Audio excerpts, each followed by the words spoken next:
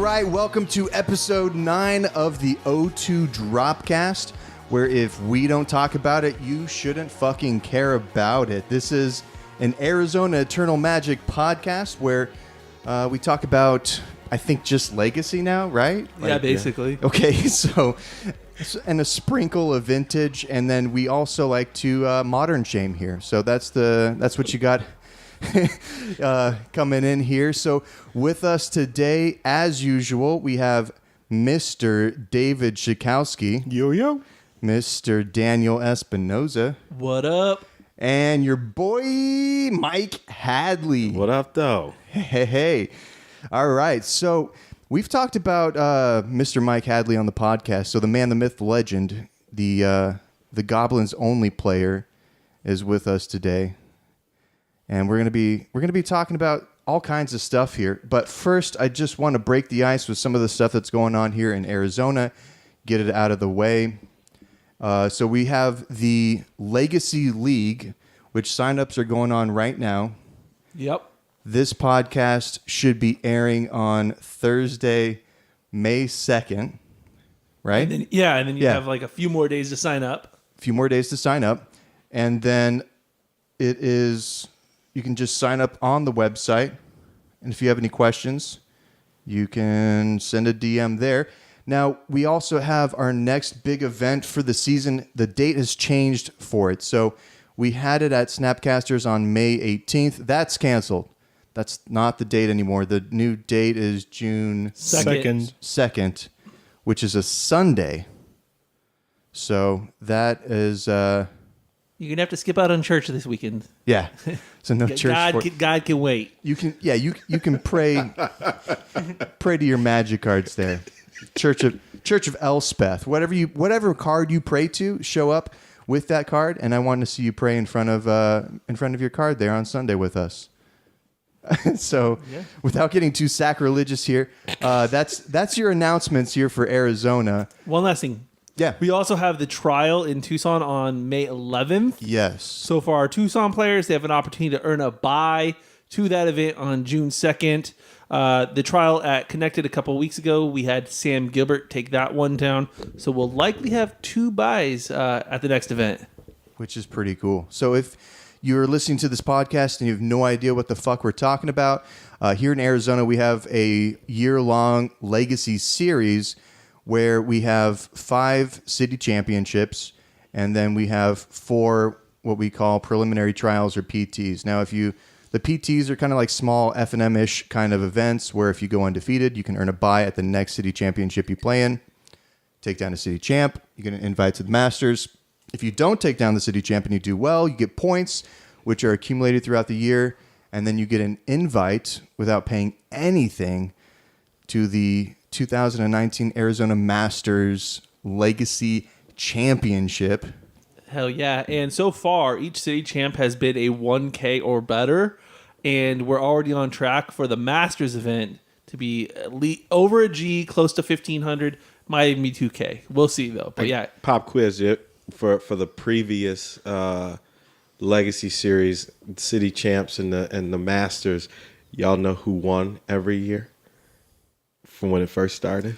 No, do you? Nah, I was hoping y'all knew. I know some. Not everybody. Well, I know one year Hadley won. Well, I wasn't going to bring it up first. I tried to slide that in because I knew my name was going to come up, but it was a couple people before me. I know at least one person before me. So it was, what's the blue-white player's name? Kyle Hendrickson. Kyle Hendrickson. Yeah, he won once because he won in 2015. Yep. Because he was the invite at the Masters in 2016. That's the first one I went to. Yep. Murata got in there somehow, so he must have took one down, right? Murata took one down too. Okay. Murata, I think, was first. He was the first winner. Right. Yeah, Murata was first, and then it was Kyle the second year. Okay. Yeah.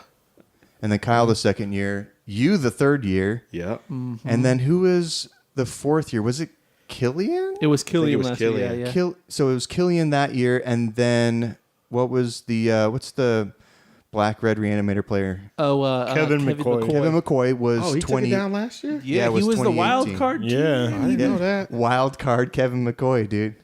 Yeah. So, yeah, and then has there been any before that? No, that was it. All right. So, The Hall fun of fact Legends. here. I started playing Legacy in February 2016, and I bought Grixis Delver because it was the hot shit back then, and I wanted to play the best deck in Legacy. I was like, all right, so show up to my first event, and I watch Mike Hadley in the finals take down David Rocchini on Storm. And just slapped him. You just slapped him around, dude. And I was like, I didn't wow, remember that. this is a Goblins deck, huh? Like, I've never seen this shit before. New to Legacy, right? Yeah. So I was like, all right, I need to buy this deck because it's obviously the best deck This in is Legacy. the new best deck. Yeah. Fuck this Grixis Delver shit. And then I gave up on that very quickly because that deck... It wasn't a good deck. It's still not a No, very good... It's a little true. bit better. It's I a said little it like bit it was better. better, but it's still not a good deck. Yeah. It's a little bit better now, though. Yeah. So, You know who I beat in the finals? for which one? When I won the Masters. Was it Espy? Yeah. Oh, Espy was on, what was it, Eldrazi. Eldrazi. That's a bad matchup, right? Horrible matchup Yeah. for me. I was like, fuck. I remember we got matched up, and all day I was like, how can I avoid, not that I had a way to avoid it, but I'm like, okay, I just want to play blue-white decks, and I actually lost to one, Kyle, at first, my only loss that day.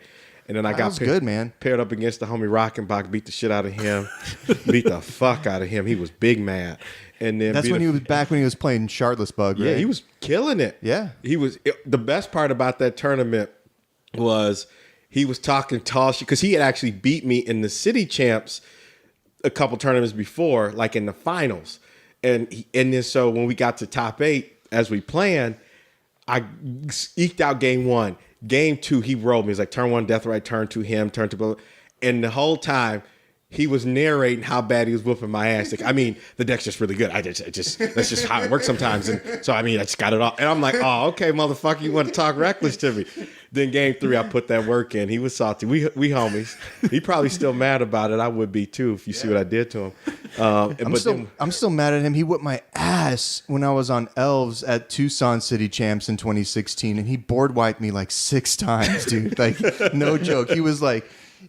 I can't remember what he did. He was like Marsh Casualties, Toxic Deluge. Like, this 6 times in one game, dude. I Damn. was so pissed. Yeah. But he's a pretty solid Magic That's the player, homie, though. yeah. Yeah. And then when I got to the finals against Espy, I ain't lying. I don't think I've ever told Espy this, but the whole time I was like, God damn! Like, how do I beat Thought Not Seers and Reality Smashers that's just coming down hard? And I don't remember what happened, but somehow I got the cards just fell in my favor. I think I just got real lucky. Oh, bro, I have nightmares still, so I remember it vividly. But no, we went to 3 games, and the turning point in game 3.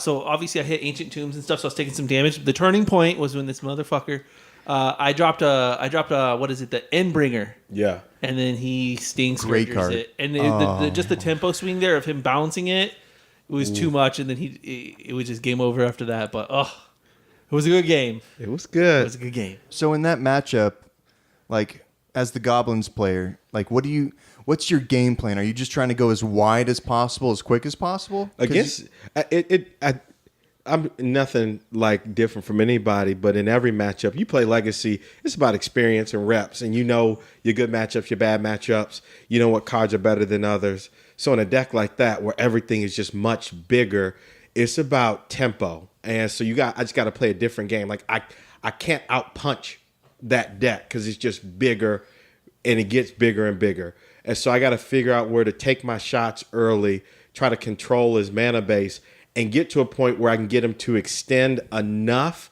to where he like tries to take advantage. and there's an opening for And you. then once I get an opening, then I can get tempo where I can bounce a card, kill something that was going to control the board, and then the tempo shifts to my favor. And once I can do that against a deck like that, that's it. Other than that, it's just too big to stay to get in front of. Okay, 1 second. So in that matchup, you're kind of like the control deck in the beginning, just kind of waiting for your opportunity to strike. Yeah. So in that matchup, it's about actually using his deck to my advantage to some degree. And here's what I mean by that. They play Ancient Tombs. They play, what's the other, City of Traders? Is Yeah. that the other one? Yeah. Those kind Ugin. So I got to figure out, like, Ancient Tomb. let's say somebody has an Ancient Tomb out and some other land, I got to think to myself, okay, how can I get him to take 4 or 6 damage from an Ancient Tomb, or 8 or 12 or something like that? And I think in that game 3, he probably took 4 or 6 damage from Ancient Tomb. So I think, okay, that is probably 2 turns off the clock, and it's really like how many turns can I get him to take off of the clock for me? Because the longer this goes, the worse it is for me. And so I say, all right, going into it to say, okay, when I see an Ancient Tomb or I see an Eldrazi Temple or a Cavern, it might make sense to, you might think, tap the Ancient Tomb because that produces more mana. But it says like, no, tap the Cavern because fine, he might get the Thought Knot Seer down, but it's costing him 2 life. And over 3 or 4 turns of doing that, then it's like, oh, okay, well, now you're at 12 life. Fine, you removed a couple cards. You're going to do that. I was going to get hit in the face a few times. But the second then I get tempo, like I gem palm something, bounce a creature, get in. Now Ancient Tomb is like a creature for me. Yeah. And so in that kind of a matchup, I got to almost say, how do I use something like that to my advantage?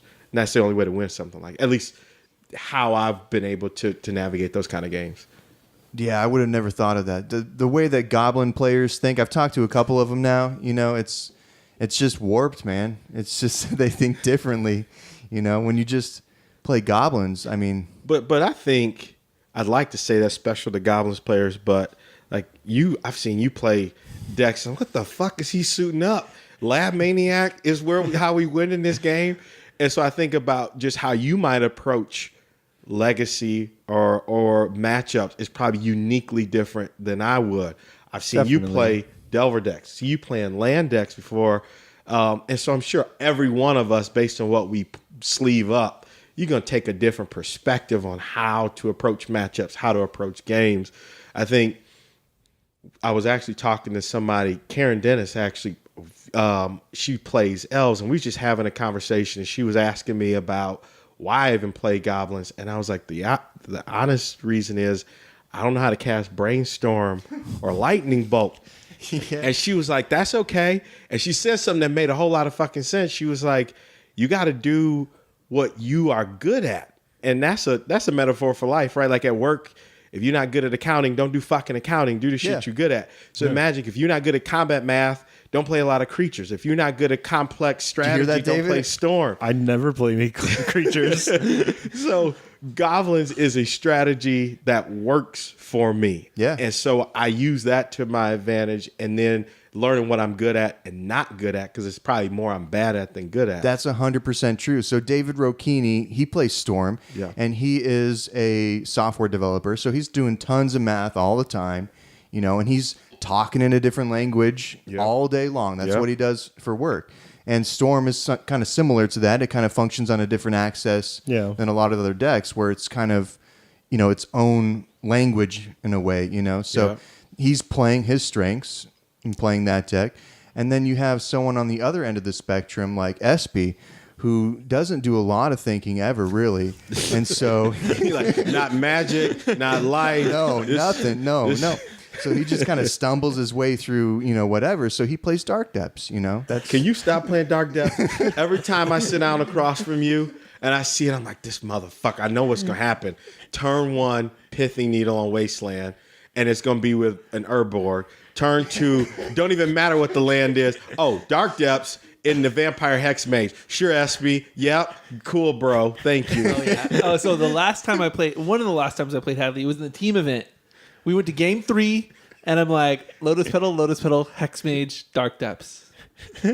Pass, keep make it. And he can't do it. What do you do about that? He can't do it on one. Yeah. So, well, I give you a lot of shit for that deck, but I've been, like we talked about on a couple episodes now, I've been trying to wrap my brain around that. And, dude, I'm fucking up all over the place. So last night. Yeah, dude, I was about to say. So last night at Connected Gaming, we had, just like a little 3-round legacy thing. And I'm playing SB. We're both 1-1. And he's on 4-color loam. And I'm on slow depths, running the Mox Diamonds and everything like that. And I had a turn 3 kill, turn 2 make the token, turn 3 kill. So I goes turn 1, Thoughtseize. With Urborg, yes. So off an Urborg. And I have Dark Depths and Hexmage in the hand. And I see that he has nothing to stop me except for a wasteland. I'm like, perfect. This is awesome. So I pass back to him. He plays a land, and I can't remember what he did. I think he just passed back.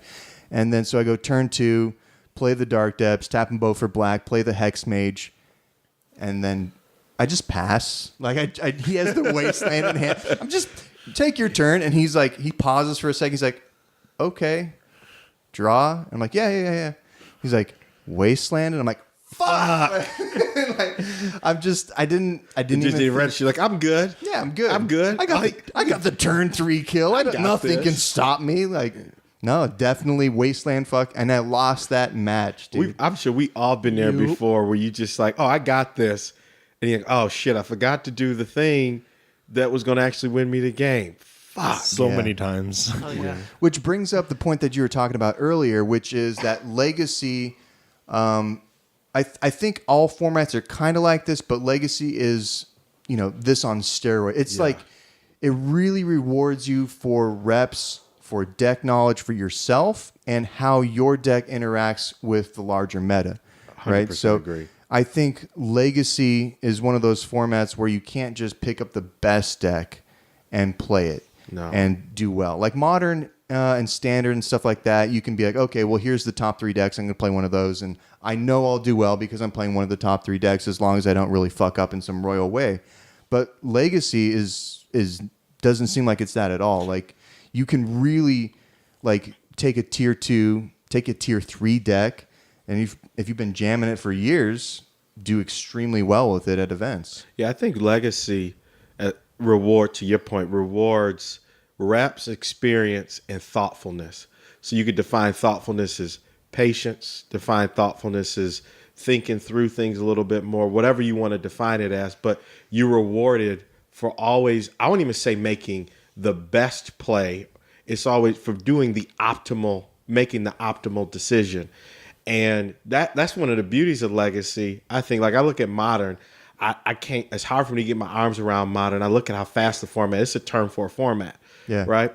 And so you like not too much interaction, and I'm not knocking Modern. It's just not for me. You can. This is the place. Oh, I can knock Modern. Yeah. Well, when I see people, Modern shame when I watch somebody go turn 3 Tron in the Karn, and there's nothing you can do. Like, you can have the best game plan in the world.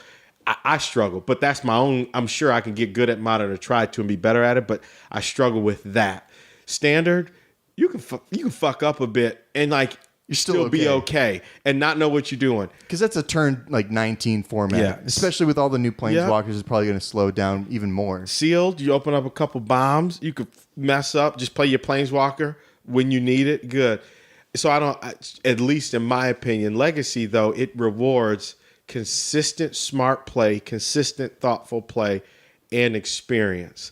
And I think that will overcome mulligans, that'll overcome bad draws, that'll overcome land floods more often than not, versus other. I don't play Vintage, but of the formats I played, that seems to be which the highest amount of interaction and thoughtfulness, as you put it. Yeah. And I like that. If you're competitive, you gotta love Legacy. And I'm sure most people that play Magic, like, even when you lose, it could be an F&M, right? You playing $5 store credit to win $10, and you lose on your drive home. You mad as fuck because ugh.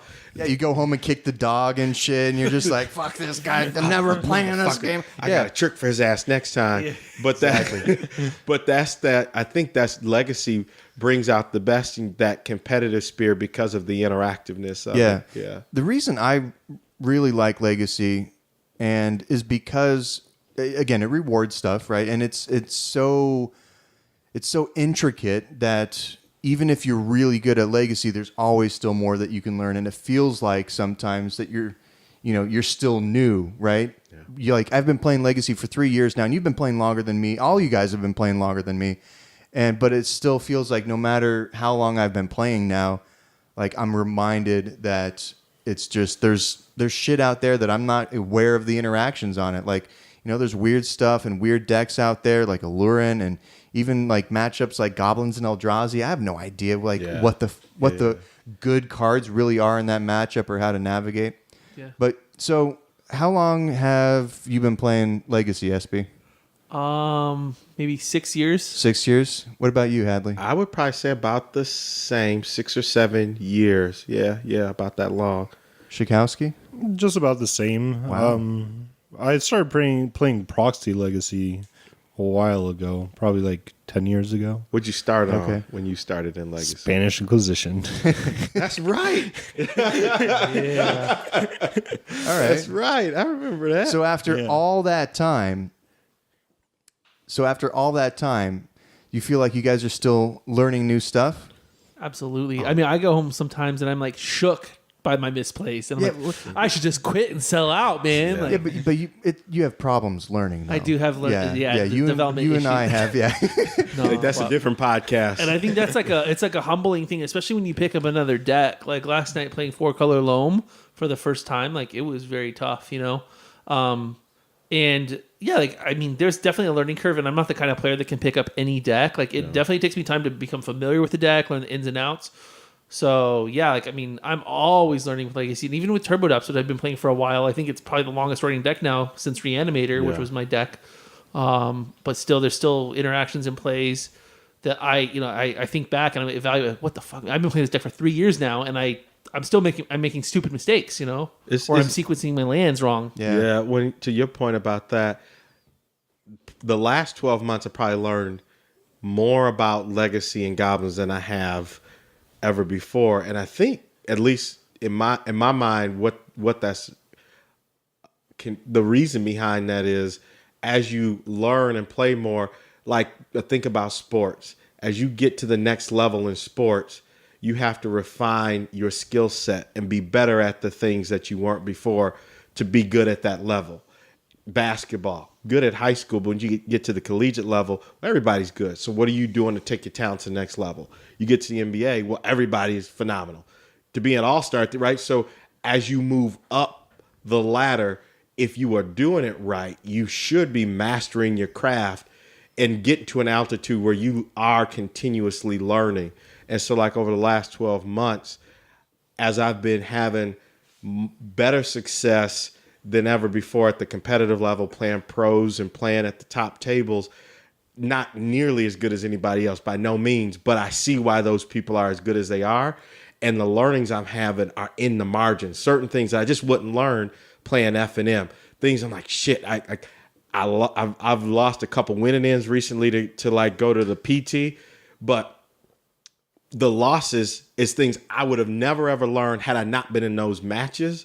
And so it's like, okay, now I know what to do to compete at that level. So to your point, the learning is continuous. Oh yeah, absolutely. And I mean, I think you've cashed the last few GPs you played in, right? Yeah, I've the last 3 or 4 I've cashed in. I've not been happy with the finishes, but I also got to remind myself like this is my first time at this altitude. Yeah. Right. It's like learning how to ride a bike or any new skill. As long as I've been playing Goblins, I have to remind myself when you get to, I was like in Richmond, I remember I was 11-1 or 12-1. I was like, I'm good, or 11-2 or something.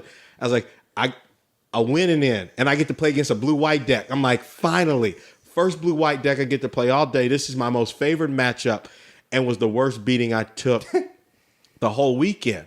Then I lost that, and then played a Platinum Pro and lost them. So I took like 2 losses back to back and hadn't lost like that all day. But what was interesting, if you watch one of the games on camera, you'd be like, damn, he just outdrew you. But when I go back and watch, like, no, he didn't outdraw me. He outplayed the fuck out of me in very subtle ways. Next level shit. That I wasn't even realizing. So it's like, how do I go back, master my craft to be a bit better? So when I'm at that level again, I've got that experience to know how to compete like that. Well, wasn't it Andrew Cuneo who ended up taking on the tournament that got you? And then it was Saito, right? Yeah, Saito and Cuneo. So Cuneo ended up winning the tournament. And then I think went in at, I forget, at the PT or something like that.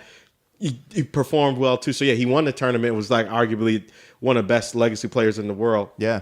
And then Saito, who was now that okay. So if anybody, So you're losing to like amazing players. Yeah. And I'm sitting over here just like losing to some guy who's playing Nick Fit for the first time at my F&M. So like, so that's I would agree. That's a different But it's level learning entirely. So here's a funny story about Saito, right? So I'm sitting down. I never played against this dude. I didn't really know who the fuck he was, honestly. But I knew he must have been important because I was like, everybody's watching us play. Yeah. And I was like, whatever. So he's very methodical how he shuffles. It's a weird shuffle how he does it. You kind of watch it. Man, it's a ritual, right? Yeah. So here's the crazy thing. He shuffles your deck, and you got like, wow, I want to say thank you because that looked pretty cool how you did that shit. Then he hands it back to you really nicely. You hand him his deck real nicely. The next thing you know, he slaps the shit out of himself in the face twice. You're like, what the hell just happened? Like he literally, he put on aftershave. So he takes his hands. And I'm not going to slap my damn self the way he does it, but he literally, like, think about Home Alone when you put on the aftershave. Yeah. But like slaps the fuck out of his face twice. And the only reason I know he does Every this, time. we played 3 games. And every game he did that. And people was like, oh yeah, he does that. That was a mind fuck. Oh yeah, he does. That's his he just jam, bro. That's how he abuses gets himself in public. So anybody every who's- single game. If people listen to this, if you hear it, please validate that I'm not losing my fucking mind. That if you played him or seen him, you know he does this. That kind of tripped me the fuck out. I've seen it. And you know I've he's seen into it some before. freaky shit. Oh yeah, too. anybody who does some shit like that, Oh, yeah. you already know what time it If is. that's how he plays cards, like I wonder how he fucks. You know what I'm saying? He's probably like, if you have any experience with that or any knowledge, go ahead and send us an email at arizonaeternalmagic@gmail.com. We would love to hear any experiences you have with him whatsoever. See, validate Mike, or invalidate what he says, or as well. playing Magic or not playing Magic, because if that's what he's doing, playing Magic, we know outside of the Exactly, dude. I want to party with him, dude. You already know he's into some other It's shit. probably a good time, dude. He Yeah. probably has some gimp suits and stuff. You think so? He probably. Oh, At least one. all right. So we like to mix in some comedy here, but okay. I wanted to ask the people that have been around here for Legacy for a while, so been playing 6 years or longer. How has the format changed since when you came in to today? Like, what is really noticeable? What's the big thing? And we'll start off with Hadley. What's the big thing that you've noticed about the format? Yeah, so I'll even go back to how I even got into Legacy, which was interesting. So I moved here. I quit Magic. I'm thinking everybody has a story about. I remember when Matt Gosler had played at the M25 event. He top 8. He got to do what was the beta draft. Yeah, and right. he did a write up about his experience with Magic. It was a bit nostalgic for anybody who's been there before to know. I've had that experience when I used to proxy my Force of Wills to call them serrated arrows, or I used to put rubber bands around my deck with dual lands because it was I used to trade my Magic cards for Pogs. Yeah. Right. So I quit Magic for a while, like a lot of people, because Scry came out once a month. Birds of Paradise was $5, and they tell you if it went up or down from $4.90 to $5. That was it. So when I ended up moving to Arizona and didn't know anybody. I happened to be walking around the mall, and I seen in the game store, and I walk in, and I see people playing Magic. I'm like, oh man, I ain't seen this in years. I go in, and they got these things called Planeswalkers, and I couldn't understand it. So I play in a standard tournament. Got my ass whooped. I played a mirror deck. And so when I was still playing Magic, Channel Fireball was actually a thing. Like, that's how you killed the fuck out of people. Yeah. And then I was like, oh, Fireball is in. I'm about to kill everybody because I figured out a way to make infinite mana with these mirrors. And then Fireballs, no rares. And you ever sat across somebody in their first tournament and you like, I'm about to beat the shit out of them. I was that dude that everybody was like, in my mind, I'm like, I'm about to kill him. And they like, this motherfucker has no clue what he's doing. Idiot, dude. So- whoop his ass. At the time, Jace the Mind Sculptor, Cowblade was a deck. So I'm playing commons, uncommons, a sock full of nickels against Jace decks, wondering why I can't win. And so I'm like, man, fuck all this noise. I don't like this standard shit. So I ended up through playing at the time Pop Culture Paradise. So Frank Rye and Jim Gores would play, and they're playing Legacy. I'd never heard of it before. So Frank at the time was like, hey, you want to ride with us down to Tucson, down to Amazing Discoveries? We're going to play in a Legacy tournament. I don't know what Legacy is, but sure. So on the ride down there, He's sculpting his Fireball deck. well, Frank, I had my standard deck, and Frank's like, no, you're going to play this Goblins deck. goblins, and he was reading me the deck. He's like, okay, here's how this thing works, and giving me the tutorial on goblins, literally card by card over a 2-hour drive. I'm like, okay, I don't really know what I'm doing, but fuck it. We get down to Tucson. I make top 8 and top 4 with the. I've literally never played it before. Lost to Jite because I would block, and I thought it said if you deal combat damage to a player, It's not a sword. and I was like, it was like when you deal combat damage. I kept getting mad because I would block, and he kept putting counters. I was like, how the fuck you keep putting counters on this card? So I say all that to say that was how I even got into Goblins or Legacy to begin with, and so I was like, I kind of like. You get that beginner's luck, and I like that experience. And so over time, I think it was a lot simpler. It was straightforward. You play creature decks. Yeah. You played blue-red Delver decks. You played Merfolk. This was before Eldrazi was big. See, that's how you create legacy players, man. That you just be like, hey, take this deck and play it. Like it's like, first one's free, and then they just keep coming back for more, Mm-hmm. So you started off with goblins, And then I always and you haven't changed. No, we'll get to it. There was about where I cheated. I stepped out of the relationship for a little bit of time. And to your question about how I've seen Legacy evolve, it was when Deathrite came on the scene. Yeah. It just was format warping. Yeah. And Lackey just couldn't stand toe to toe with a 1/2 that was taking men out of the graveyard. And I was like, fuck, am I ever going to beat this card? But what I liked about Deathrite, as much as I hated it because of me, at the time I liked it because it opened Legacy up and diversified. You start seeing all kinds of different strategies and decks that you never saw before. Some still here today in different formats. Like Check Pile was a thing, but now Grixis is a thing, and it wasn't before. Deathrite, I think, evolved. But now I think, at least from where I'm seeing Legacy, it's healthy. You got I think more of a mid-range strategies that are, you're not like the barbells don't exist as much. Like people just trying to combo you out. I remember when I first started playing, what the fuck was the name of the deck? You have decks like Slow Depths, right? Yeah. And that's exactly what you're saying. It's more of a mid-range strategy. It's not exactly combo. It's not exactly control. Has a combo finish, but also can just has removal and 2/2 beaters at the same time. People used to sleeve up. What the fuck is the name of the deck? It played no lands, and it would play Belcher. That was what I was gonna say. Oops, all spells. Belcher used to be popular. Yeah, but now you can't. You show up at a tournament with a Belcher deck, and you're like, really, bro? That's what we own. But now I think even Storm decks putting in more hate main board and stuff like that. I seen Dark Petition. Yeah. It wasn't a thing years ago, and now it is. But just I think, again, Legacy rewards consistency and understanding of the format. So you start to see now decks are more morphed towards that kind of a strategy. Yeah.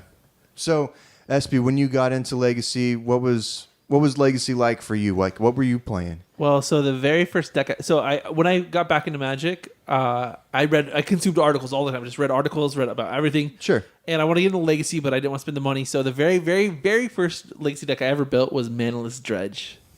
Dirty. Yeah, Dirty, dude. and I played it a little bit. I played it a few times. Might as well be a modern player at that point. Basically, but no. So I built Manaless Dredge because it was like $200 at the time. It was like really cheap. So I built that. And then the next deck I got into was Reanimator, which I just liked because, and it's true to this day. I just like swinging with big ass creatures, right? I'm the opposite. I'm the parallel to David. David likes not doing damage with creatures. I like the big, flashy, big ass creatures and just attacking you to death, right? Yeah.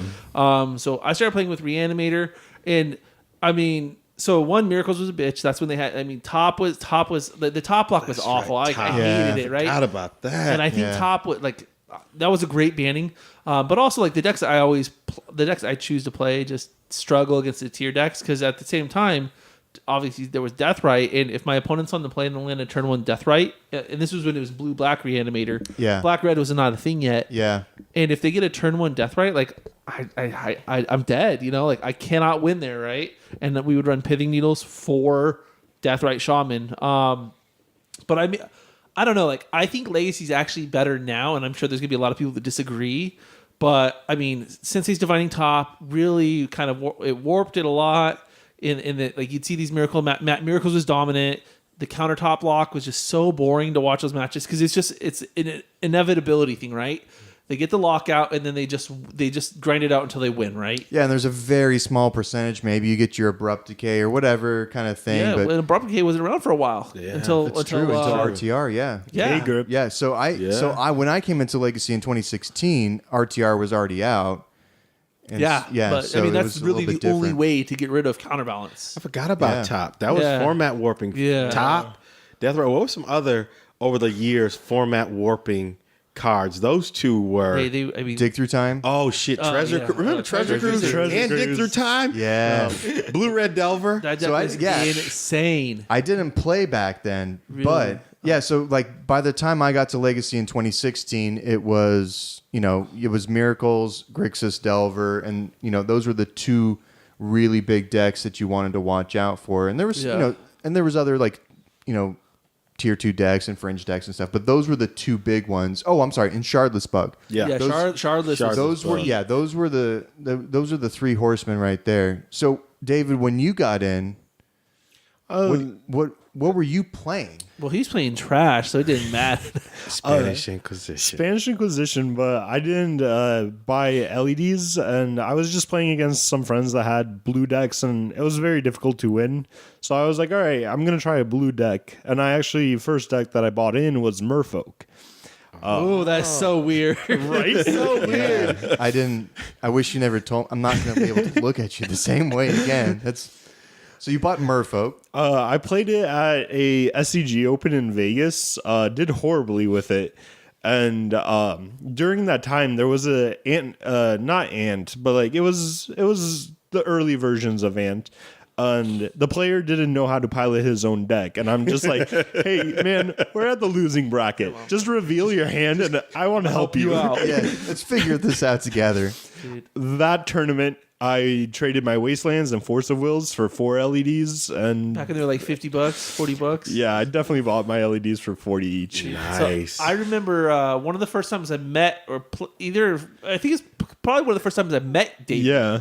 We're at Pod because he used like a Sunday win-a-box Legacy, and I get paired against David, and I'm on Reanimator, and he's on Spanish Inquisition, and he had to literally walk me through every card in his deck because every card was fucking foreign, and it was just such an obscure deck. I'm like, okay, what is? Oh, it's Ill-Gotten Gains. Okay, like it was just like it was ridiculous. But. And then after that, David gave birth to Stefan, who took that mantle. Exactly. Very true. What did he play in Japan? Did he play something funky in Japan? Oh, yeah, bro. You don't remember? Wasn't it like Taiga, Chromox, Pitch, Dark Ritual, Cast, Death Shadow?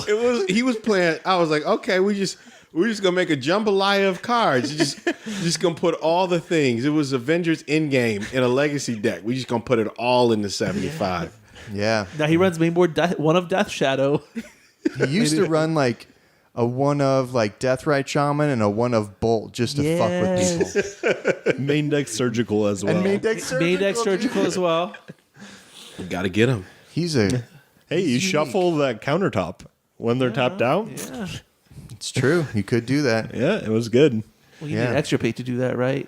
You Hey, need split second. you cast a 1-drop, they respond to it, use Surgical. But they still hit the trigger. Yeah, Kind of, you're right. tits for You're tats, right. whatever. Yeah. But yeah, so you went from Merfolk to just being the Thanos of Magic playing Storm. That's cool. Bro. Pretty much. Well, Legacy's a hard format. There's a lot to learn. You know, there's a lot of different cards, a lot of different interactions that you can have. So I think my new game plan, instead of learning like how hard the format is and learning all that shit, I'm just gonna start marking my important cards. So That's a good idea. I don't know if you guys saw this. I see in what the you news, did there. but I got this idea from great segue. a Yuya Watanabe, and I mean he got caught, which is I'm not going to get caught, of course. You know, Obviously. yeah, because he did it the wrong way. But what do you guys think about that shit, huh? So first, let's add some context to it. At the Mythic Championships in London this past weekend, Yuya was on a hot run with Tron. I think he was like second or third place with like 33 points, 36 points, round 15. He's on Tron. He gets deck checked, and it's determined that his deck is marked. His Tron lands are marked, and he's DQ'd from the tournament. The pictures are out there, and I'm sure we can include them in the show notes. Yeah. But yeah, basically his Tron lands were marked. 4 of his towers were marked in a specific way. 3 of his mines and 1 of his power plants were marked in a specific way, and then same with the remaining 3 power plants in the last mine. But yeah, no other cards were marked in the deck, I believe, and he had just changed his sleeves 2 rounds before. True. Yeah, that was the interesting part about why somebody had called that out even before he had got caught. Somebody I think just conspiracy theory was like, he changed his sleeves. Probably unbeknownst to him that there was more to that, in which it ended up being more to it. Yeah. Yeah, well, and I think the reason he cited that he's superstitious and he was mulliganing a lot, so he decided to change his sleeves up. That's what he said. Yeah, so he put on the Infinity Gauntlet. Yeah. And just cheated. So, all right. So, what do you think goes through the mind of somebody like that? Like, he's obviously a good player, He's right? insane. He's a Hall of Famer. Yeah. So he's obviously a good player. He has skills. Now, do you think? Well, first off, have I don't you guys wanna, all seen the pictures? Yeah. We've all seen them. Yeah, and if you're listening to this, you can go on the show notes. You can Google it. Like you've probably seen it in your local chat or whatever. People have probably bought it up. But if you haven't, look it up. It's on our webpage. It's on the podcast page there. So all the sleeves were marked in the corners and stuff. So do you think that this kind of DQ and this kind of incident kind of maybe negates his previous accomplishments? Well, I think if you do something like this, it tarnishes your reputation and Absolutely. it puts your career and your legacy in question, right? But do they take him? Do they take him out of the Hall of Fame? I without knowing the circumstance, I don't know him to be able to judge him as a person.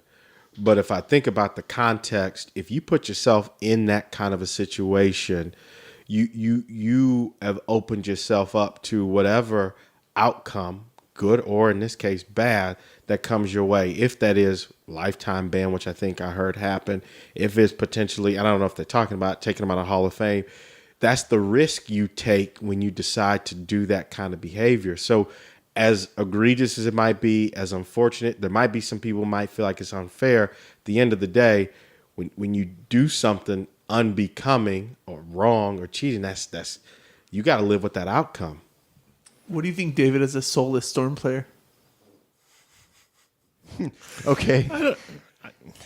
It's Keep a pretty it real. shitty thing to do. It's definitely shitty. Yeah. Okay, well, first off, let's actually... All right. So if I'm being completely honest, I've cheated at Magic before. Sure, but do you think he cheated? That's what we're talking about. We know you suck and you cheat and you still suck. Yeah? Yeah, you think he cheated? Yeah, absolutely. Those cards, there's no doubt in my mind. They're right? two perfect Right. marks. And Like, there's a reason why he was DQ'd. He definitely did. And people that are way smarter than us and way more knowledgeable than us in this room DQ'd him for a reason. Good right? reason, yeah. Yeah, judges, wizards, whatever. So someone besides us made that decision. And I generally trust the decision of people and judges at big events like that. And especially with the kind of... ripple effect that it's going to have. People are going to talk about it. Like, and these kind of conversations that we're having right now are going to happen. But as someone who has cheated, and it wasn't like intentional cheating, like marking cards, but I remember it. I was playing against Byrne, and it was years ago, right? And I don't even know who I was playing against. Not anyone that, is around here today, but I was playing against Byrne one time, and the guy forgot to mark down a life total, and I was on Grix's Delver, and it mattered, right? And I just didn't tell him about it, Yeah. So I understand why maybe someone would want to do that kind of stuff, right?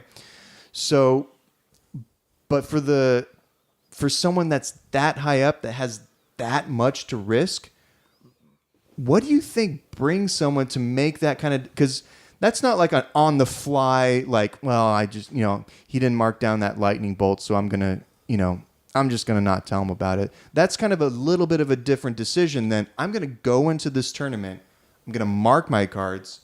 I'm going to buy new sleeves. I'm going to mark those cards. Like, that is a plan. And that goes, when you go back to what you said, just about something as simple as a life total, magnify that. Like, he's Hall of Fame, playing for thousands of dollars, and the opportunity to continue playing and win. So in his mind, think about like when you said, I'm sure all of us have been in that place like, ooh, I forgot to tell my opponent I lost one life and it mattered, right? And that was probably for $10 in store credit. But now you putting thousands upon 40 Gs, thousands, I think, for the right? one. And that's just this. But think about over his career, and he's never been caught before. Yeah. It's that same behavior just magnified because the stakes are much higher. And I'm not excusing it, but I could easily see why when he's like, well, shit, if I can do something that's going to give me an incremental advantage that people probably won't notice, that is subtle, that I've mastered, well, I'm just going to keep fucking running this line. No shit. Yeah. So you think that, so like I did that, I feel bad, and like to this day I feel bad. Like I don't like cheating. Like I'm not good at Magic and I fucking hate losing, but I'm not like, that's not who I am, right? Right. So I think you said it was like a similar kind of thing except magnified. I think it's kind of different. I think like this was maybe like, or maybe it's not. For me, it feels like this was a moment of weakness and I fucked up. I shouldn't have, and I like to rationalize it however I want. It was my opponent's fault. He's the one who cast the spell. He should remember that shit. But ultimately, it's my responsibility as well, right? So, but I think that is like a moment of weakness and kind of like an opportunity that comes by combined with a moment of weakness. But this guy is like planning. Let me ask you. So that's why I think it's like. So stay with your example. Pretend that same scenario where you forgot to mark a life total. And by not doing that, you won $40,000. Would you have given the 40 grand back and said, hey, I forgot to mark a life total? Fuck, man. Be honest. Would you have given 40 grand back? No. I don't know. I don't think so, man. Now fast forward 6 months later, you in the same situation. Opponent don't mark a life total. Fast forward, you figured out this thing where people forget to mark a life total, and every time they forget, you can now have the opportunity with $40,000. You gonna stop doing it? Well, I don't have that opportunity, but in my case, when the stakes are a lot lower, I learned and I wanted to change, right? I felt bad and I had remorse, I had guilt, and my competitive drive, this isn't my career. Right. This isn't where I make enough money. Yeah.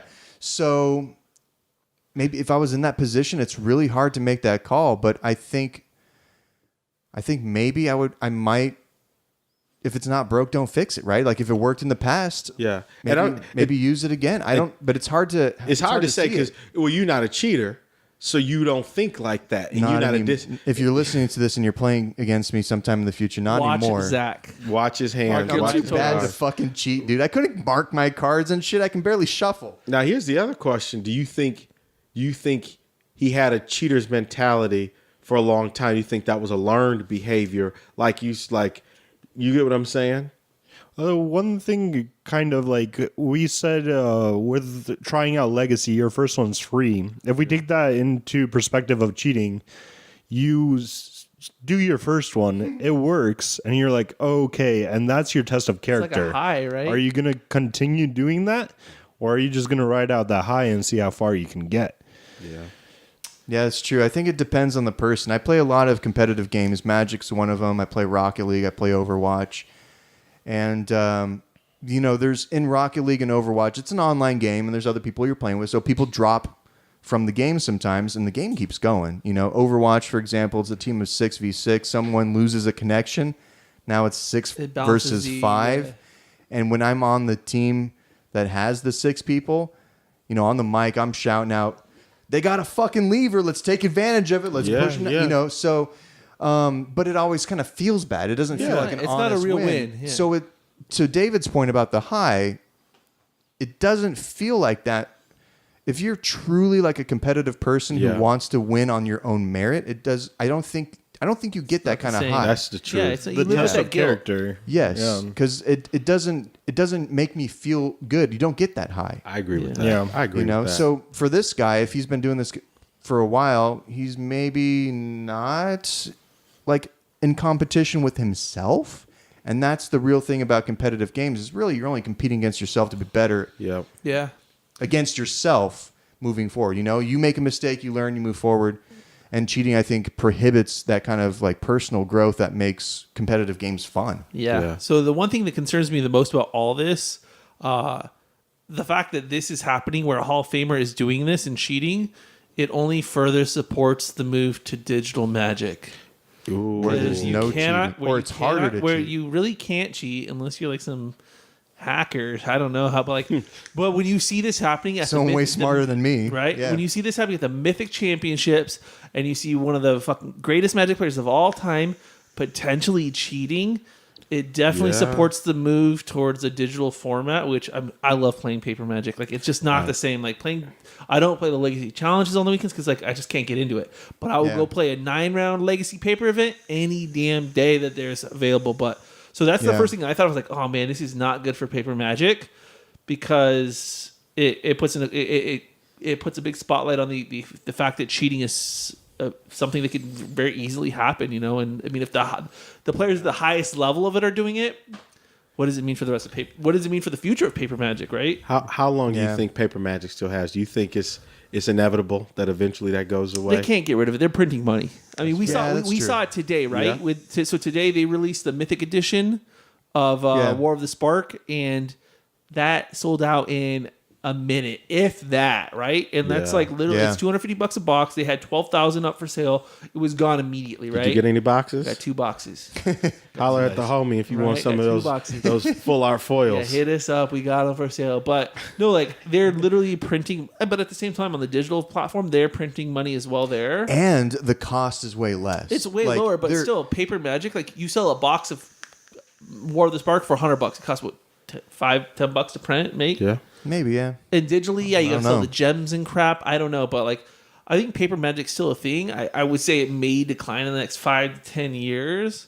I think kitchen table is going to stick around Forever. And Forever, that right? Yeah. will continue printing because just gathering with your friends around a kitchen table. It's all about the interaction, People do that. right? Yeah, The I don't interaction. actually play Arena or MTGO, I don't do and that I've either. never played a match of either because when I want to play Magic, I want to sit down across from the table from somebody, Yeah. and I want to. It's you know it's also the social interaction Yeah. too. You know, it's going outside and then talking with your buddies. How'd your match go? You know, that kind of stuff, and it's also, you know, I think I think when you're behind a computer screen, it's a lot easier to make decisions than when you're sitting in front of somebody. I think that kind of pressure, I really like thrive on that kind of Yeah. pressure Yeah. when people are watching. Like I get choked up too. Like I don't fucking do super well, but I like that adrenaline. I like that Yeah. feeling. And I don't get that from a lot of Sitting like at your online computer. games or Yeah. sitting at my computer because, you know, people can't see my reaction. They can't see my face. They can't look me in the eyes, you know, so it's, you know, you have a little bit force of of will. You have yeah, exactly. Do you have that fucking force of will? I know you do. Well, you and piece- this same thing. So like David and I play. So you and Mike don't play much Moto or No, I don't play any. Never. So you guys have None. never played. David and I have. Yeah. So the one thing about Moto that I don't like is you never miss a trigger. You're always given the opportunity to resolve Yeah. a trigger. Like so like in paper, it's really a battle of wits, right? Like. Yeah. Do I remember my triggers? Do I know my deck as well as I should, right? Whereas Moto, you have a handicap. Like you're reminded, do you want to pay this upkeep trigger? Do Yeah. you want to do this? You know, like Also, so, like if you're really good at Moto, and I've watched Moto streamers, you know, like one of my favorites to watch is Lewis CBR, you know. okay, yeah. So he, you know, sometimes he actually like just stops playing the game and like looks up a deck. Like I've seen him do that. I've seen him, and you know, he like will screenshot stuff. So there's some stuff that I think it's kind of maybe easier again to make decisions when you're Yeah. playing on a computer. It walks you through it. Also, he has a fucking Twitch chat where people are, he'll stop for a minute, you know, and just be like, "What do you think I should do?" And then the chat's like, "Oh, do this, do this, do this," you know. So like, Yeah. that's something that you can, yeah. So I you know, outside assistance. yes. So I think that's a big part of why I like paper Magic and I don't play it online because again, it's a test with myself there. Yeah. All right. Well, we're going to take a little break here because it's fucking warm in this room. And then we're going to be back talking about Hadley and his latest accomplishment here at GP Niagara Falls. Look forward to it. Sweet.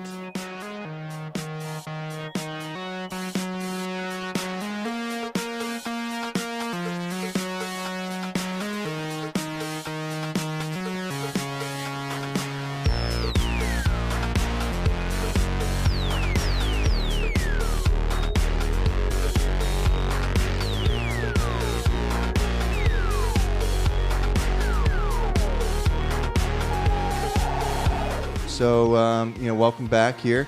What we have going on for the rest of the podcast today, this just to give you a heads up, like you can probably see the timer on your phone or whatever, but this is going to be a little bit of a longer podcast. It's our endgame podcast. It's our endgame podcast. So this is the season finale. This is of this series, maybe? No, not really. No. It's just a long episode. It's just a long episode. Yeah. There's a lot to talk about here. So we're going to talk about Hadley. We're going to talk about your GP performance here in just a moment. But, I came into this community here a few years ago, and literally the first Legacy event I played at, you were there. So you've been a staple of this community since day one for me. So I've always seen you around. I've seen you just do well. I've seen you do shitty too. Done more shitty than well, probably. I don't know about that, but I've seen you do shitty and take your losses with stride and, help out other players, and you show up to events, you support the community. But I want to know from you, do you think, first of all, what are your thoughts on Arizona community here versus maybe other places and other, players that you talk to? So what are your thoughts on that? And do you think that our community, which is special, for lack of a better term, special good, special bad, both. But do you think our community has helped nurture your desire to play Legacy and continue to play it? Oh yeah, 100%. So I'm glad you asked that, because I go back to when I first moved to Arizona. So we were talking about Magic, and I'll paraphrase, but it's more than just a card game. With David, you talking about tabletop is never going away. Frank Rye is really who got me back into Magic and Legacy. And one of the things he said to me, because he and I would try to buy people's collections and start to try to open stores, stuff like that, and I'd offer people 60, 70% value on their collection, or 80% they wouldn't take it. He's like, you got to understand, it's not just a card game. This is a lifestyle. And if you take people's cards, what do they have? Steal their soul. Yeah, you literally took a Magic player's collection. It's more than taking a collection. Zach, you talked about going outside, having a conversation with your buddies during the break. That kind of, Dave, you talked about hanging out and doing stuff on the weekend. And so when I think about that, my experience in Phoenix and the Magic community is it is a lifestyle. It's not just the card game. And so the card game, I think, is the straw that serves a bigger drink, which is this is a place where you can be competitive, have some fun, learn to be better. That's kind of the ancillary benefit. The bigger benefit is you get to know other people, you get to have some different experiences, have a good time. And this community has grown and evolved in a way that's been possible. Like when I first started Pop Culture Paradise, that's where I think the bedrock of when I started. I remember PCP. Players used to play. I think about my boy James Hansen when Show and Tell was big. I remember, if he listens, he's gonna kill me. I remember James Hansen was killing shit with Show and Tell, and this guy Chuck Craver, who a lot of people don't know about. Chuck Craver at the time was playing this Infect before Tom Ross, before anybody. And anybody who knows Chuck, he narrates everything. Chuck will say, move to my upkeep, leave my upkeep, and go to my draw phase. Proceed to draw the fucking card. So he gets punched in the face a lot. But it's Chuck, so you can't be mad because he's just that. In fact, he can't help it. He can't help it. It's like Ricky Sexton when you cast a spell and he's just like resolves every fucking time. When you play your land and he says resolves. It's the same thing. And I remember Chuck mulling the 3 against, at the time, what was the most powerful deck, one of the most powerful decks in Legacy, and Chuck playing this deck that nobody knew about. In fact, mulled the 3, beat James Hansen on turn 2 or 3. He played land, a dude. And this is before Infect wasn't. Way before. And we was laughing because Chuck, first of all, laughing at the fact he's playing Infect. But I'm sharing that to say that I've watched the infancy of when Infect was being laughed at. And then SCG would come out here. Chuck Craver and I actually were on SCG on coverage, and we got to play on camera, and people were like, what is he playing?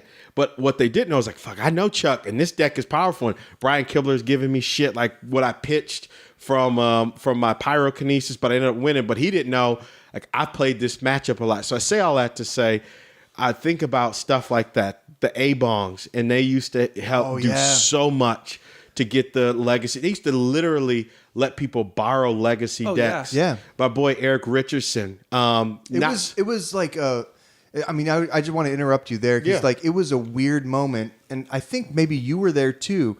At was it ADG when the A-bongs came in and traded in a bunch of stuff? Yeah, it was DSG. DSG, yeah, it was it was the end DSG. of an era, man. It was like they this traded up weird a bunch moment, of cards. dude. You're like, what are you doing? But it was a lot Yeah. of people who, at the beginning, put a lot into it. Like the A-bongs would let people borrow decks to play, just to get enough people to get 8 players. Eric Richardson would show up with his suitcase full of cards at the stores and have more inventory than some stores at the time.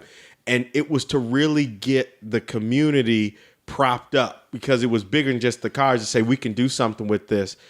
And so fast forward, you start to see stuff like that get more notoriety and exposure to today. Nowadays, like the people that do that, SB loans out decks. I've done it before too. David Sikowski does.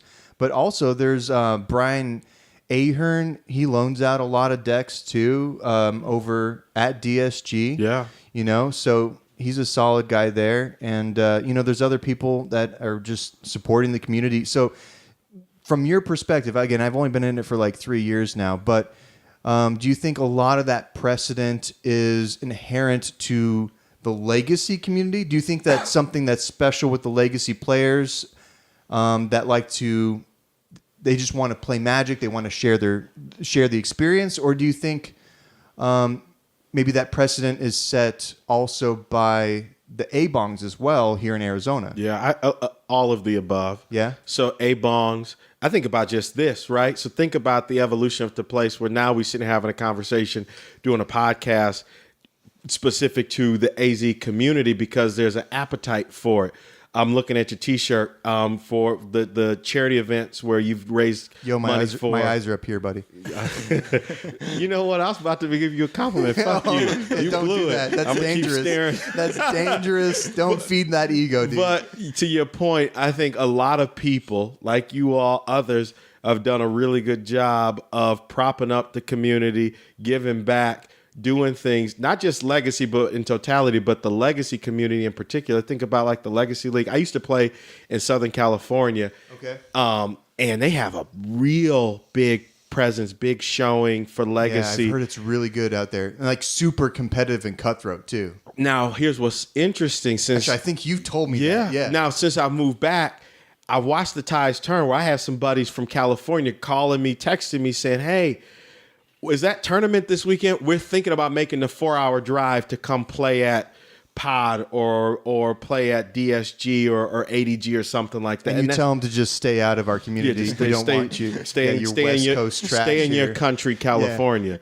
Yeah, but to your point, I think the community at large is in a really good place. Strong presence, not just legacy, but across the board. Bias. I feel like the legacy presence is like none other. Though. Okay. Yeah, for sure. Now, so you've watched the community kind of grow and develop, and other people in this room here have as well. So over the last few years, there's been some rocky times where, you know, for lack of a better term, there's been kind of animosity in the community,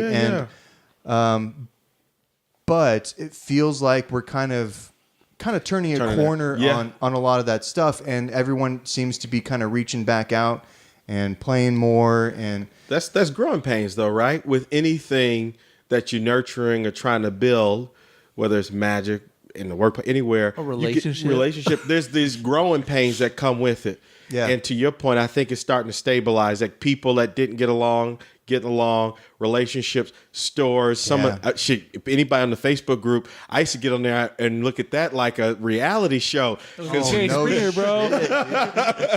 But that's toned down a without bit. dropping any names, Yeah, we don't want to put anybody on blast. But holy shit, Arizona, man, we got some characters, dude. I'm like, oh, this is real life. But even I think across the board, I even think about stuff like we do a good job of being inclusive of, and I say something provocative to say, women typically aren't always welcome into the community In Magic in general, In Magic yeah. in general, but we do a good job of not ostracizing. I think about Jess Bloom has hosted a number of different tournaments and stuff with Devin and stuff like that, and we support it. We go out and try to make sure we have a presence for stuff like that. I think I think we do a good job at supporting each other. Right? Yeah. And I think we've come to the point where we realize that the community in Magic as a whole, it's bigger than the individual. It's not about Mike Hadley. It's not about SB. It's not about Zach. It's not about David. It's about the community, right? For sure. And so we put all that shit aside and we work together to keep this community thriving, right? Yeah. I had asked one of my Jesse Malden, who his favorite card is Savage Knuckleblade. That'll give you a perspective about his level of competitiveness, and he's fine. Dude. With if anybody knows what that is, it's like he's that dirty, dude. Yeah. So I would ask him because he used to show up to F&M all the time, and we would talk, and he would be like, "I know I'm probably gonna lose. That's okay, but I'm just coming to have a good time because this is so much fun being around this type of community, and that's hard to replicate." And it's players like that too, that over the years, whether it's having fun or just learn, like I think about people like Gary Wong over the years, when you want to sit down and study somebody who knows how to play to their outs and you watch him. Yeah. You want to learn. I'm going to put you on the spot here. Yeah. Go ahead. You like Gary Wong, right? Yeah. Did you listen to the podcast where I interview him? No, I got to listen to then it. you got to listen to it. I'll listen to it. He has like a lot of really good knowledge about Grixis control. Yes. Made some extremely good points on his card selection there. Now, I think we talked to him after an event where he did pretty well, like better than I. But I think he was a little bit short of where he wanted to be. And so he was extremely like kind of critical of his choices. And it was a really good conversation. So he'd probably like that. Yeah, the community here in Arizona is pretty strong, man. It's real strong. A few other people that come to mind, Combat Math. I think I'm here to argue it. Femus is one of the best ever I've seen at knowing Combat Math. If you watch him I watch him play sealed or draft, and it's a sock full of nickels, like commons and uncommons, no bombs, and he will always at a sealed event or some standard event, anything, win, XO. And you're like, how the fuck is he? And then you watch him in Legacy. In fact, I bring him up because he actually won an SCG with SCG Goblins LA, right? before LA. Yeah. With Goblins. No, Well, I that never was with knew that. Grixis, but I think Goblins was No, I watched him. I was there. We rode up. Myself, him, Zach, Kevin McCoy, rode up to LA, and he didn't know what he was going to play. He's like, I think I'll just run this because it's just creatures and I know how to attack, real famous like, and ran the circuit. And I'm watching him and I'm playing too. And I'm like, I'm just sitting there watching like Combat Math, and he'll come over in a very famous way. If I'm doing something like, that's dumb. Why'd you do that? You should have did this. Like, Yeah, well, thanks. that's dumb. Why'd you do that? That's dumb. You're dumb. I wouldn't do that. That's dumb. But you get to learn from people like that throughout the community. And so you have at a macro level, just a lot of supportive people, and at a micro level, a lot of very talented people who've accomplished a lot that you get to learn from along the way too. Yeah, when I used to play Standard, Femus would fucking whoop my ass, dude. Yeah, he's on a different level. So, and real quick, like before we move on, I want to like what you were talking about with Gary. It was he ulted Jace, and then had the win in hand, and he didn't understand why his opponent wouldn't concede. And it's because he had like double entreat or some shit or double terminus In his hand. But he like soul read the guy, and had he played into it and overextended, he would have lost. But yeah, like it was insane. Like if I ult Jace, I'm just like, you're dead, bro. I'm just gonna commit to the board. And Gary saw that line. It was like, why isn't he conceding? Right? Why isn't he conceding going to the next game?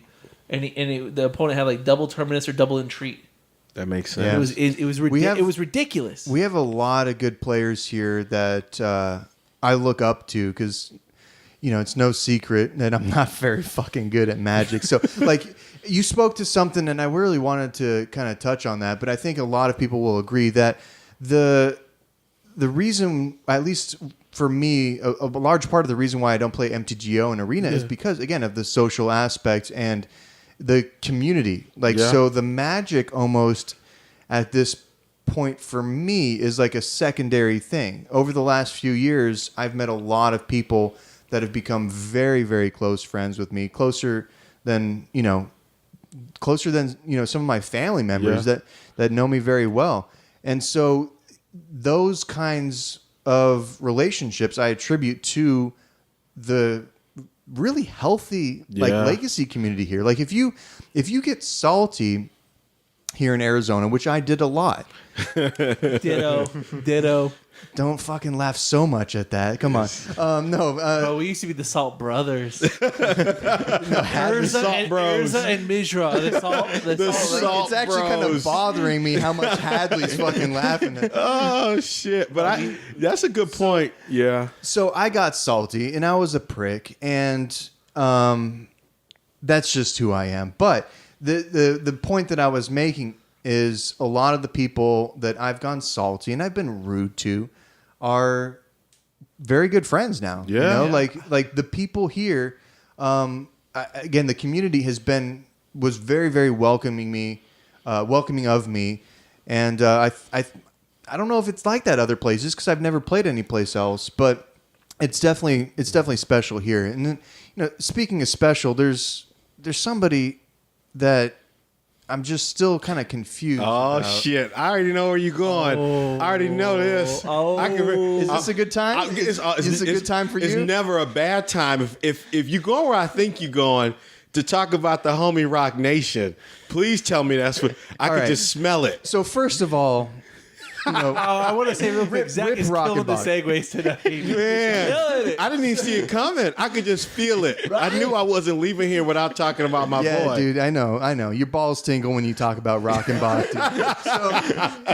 All right. So for anybody who, if you're listening to this in Arizona, you know who Brian Rockenbach is. But if you don't, he's a very skilled Magic player. He's insanely good. I think he's better than most people. I put him in top like 5. All of us combined, maybe. I would say he's top 10, top 5. I'd say top 10, top 5 for sure, hands down. He's a very good Magic player, and he's fucking business, dude. Yeah. Like when he plays, he is business, and he's so business that when the match is done, narrates. Still, that motherfucker's still talking business. Narrates.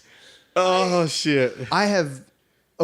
I like Rockenbach. We're not real close friends. We don't hang out all the time, but I respect him a lot. And I've had to walk away from conversations with him. So, and now that's not like a drag on him, right? That's not, I'm not trying to talk shit there. I'll say it for you because he's my boy. Rock is an acquired taste. That's kind of where I was going. Yeah, I'll say it. He can get mad at me. He know it and I know it. We talk about it because he's a different ass dude. So here's a funny story. Before Rock, anybody who knows Danny Smith, before he moved away, he and I were real close too. Okay. And he's super competitive like Brian Rockenbach. Okay. So much so like Danny was real serious and he was very competitive to the point where it just pissed people off. Okay. And then where it'd be like, hey, I like this dude because he's an asshole. I like this dude. He gives zero fucks. I like this dude because he think he's better than everybody at everything he does. Where everybody else is like, let me guess, you hanging out with Danny Smith again. Okay. So I've had that. Rocking by not comparing the two, but for anybody who knows Danny Smith, that's like the first version of what you would see today with Rockenbach, where it was an acquired taste for some people, but he was my boy, just like Rock is my boy too. Right. Well, I know that you're good friends with him, and that baffles me. So I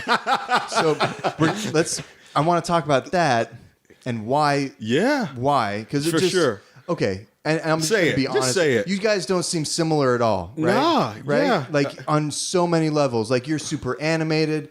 You are back at the same time. Yeah. You're funny and Rockenbach is business man. He's a businessman no matter what he's doing. So that's I want to know why that. But first, I want to know now that Rockenbach has taken a step back. Yeah. Number one, does that make you sad? And number two, do you think he's going to come back? Oh, Rock is coming back. Yeah? If I call Rock right now and said, Rock, I need you to go to this is what he would do. He's like, I don't know if I can go. I've got to go to the gym. I got to count my macros. I've found a new workout plan. I've got to do my workout plan. I've got 4 meals in today. But if I get my workout in and eat my 4 meals and do my macros, I could probably make it. Okay, I'll come to the tournament. What time do I need to play? I need to get a deck. That's anybody who knows Rock. Yeah. No, that's the narration. So the thing about Rock, and even stepping back from him for a second, I could be really wrong about this, but one of the things I've really appreciated about the community is I feel like I've been pretty welcomed by everybody. Like I think I get along with most people. I'm sure somebody out there like fuck him or I don't like him. I'm sure that's everywhere, but for the most part, across the board, I have hopefully have decent interactions. I haven't done anything to piss somebody off too much. So Rock, when I would watch him play, how we even became friends is because he's just a really skillful player. Yes. And he would narrate everything.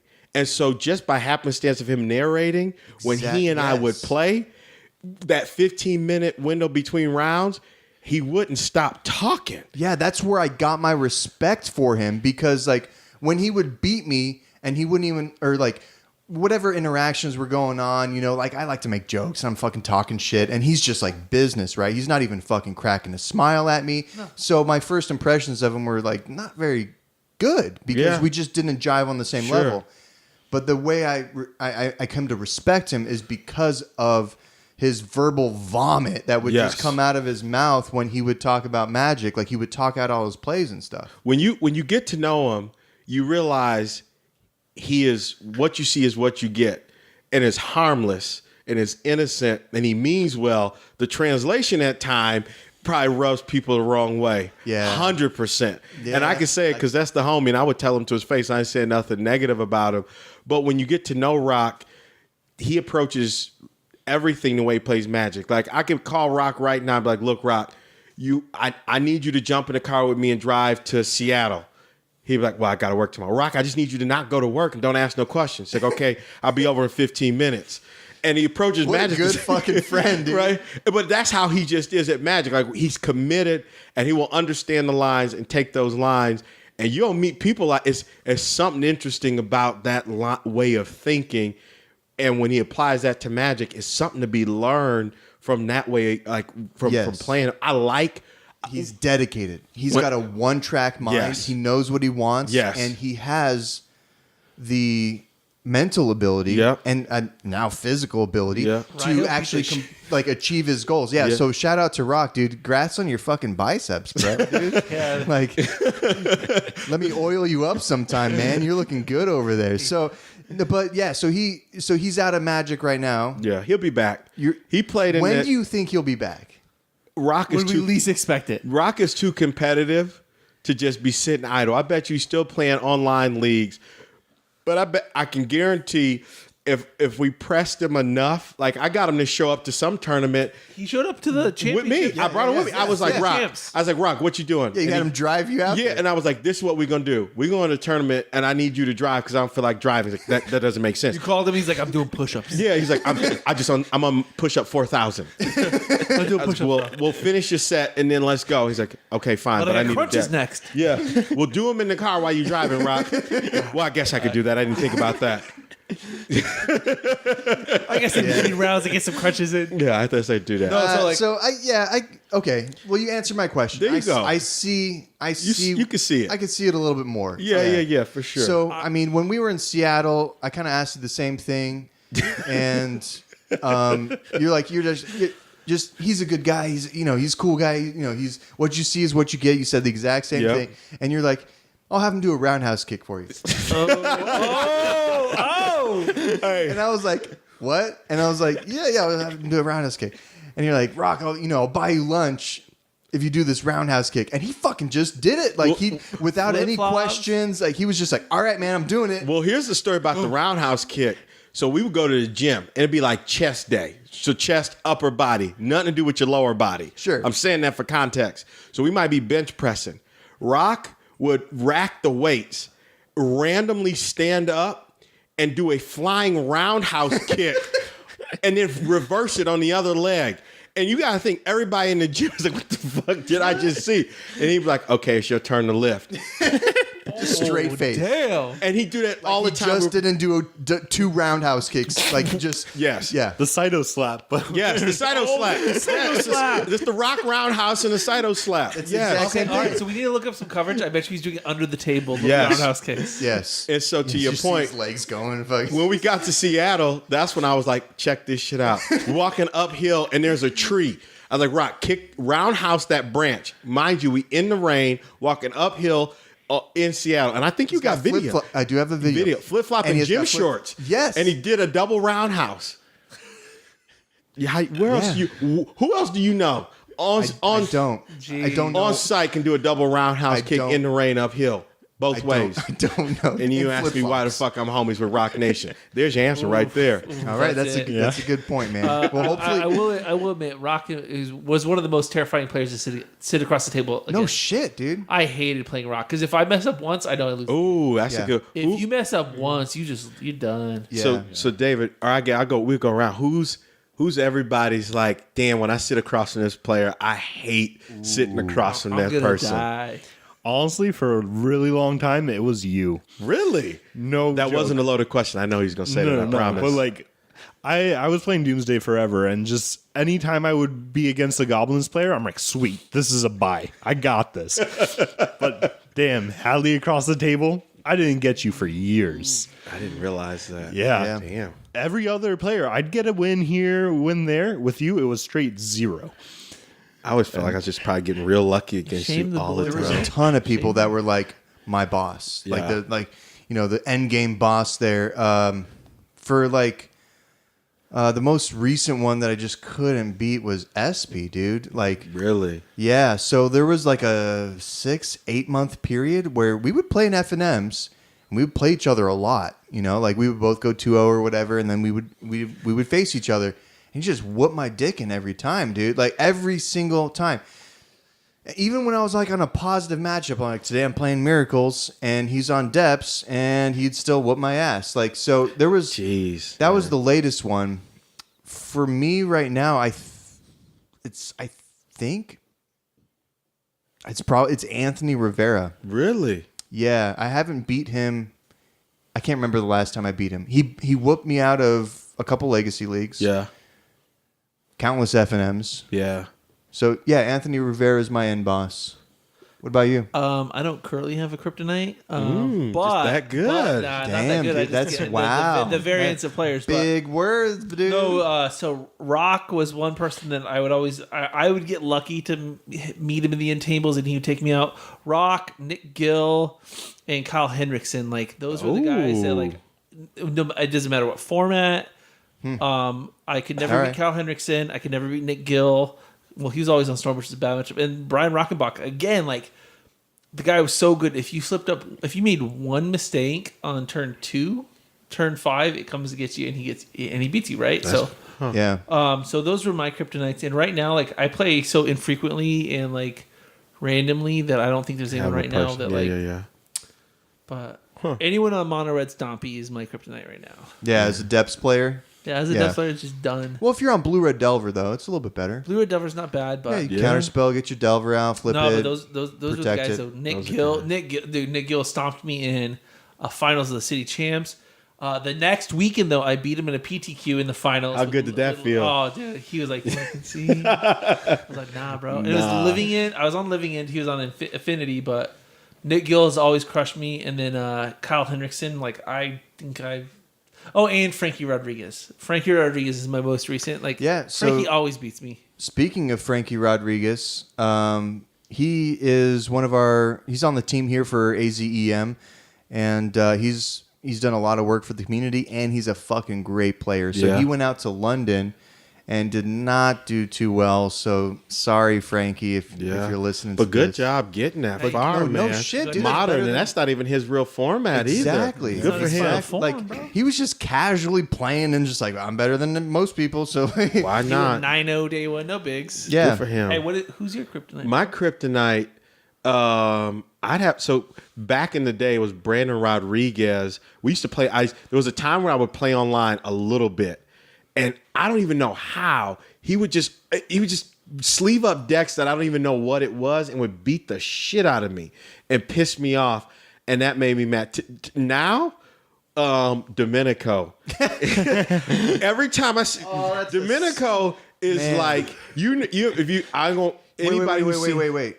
There either has to be two Domenicos in this community.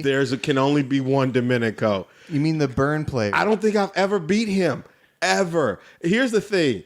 I don't know if Domenico's ever gone 4-0 in a tournament before.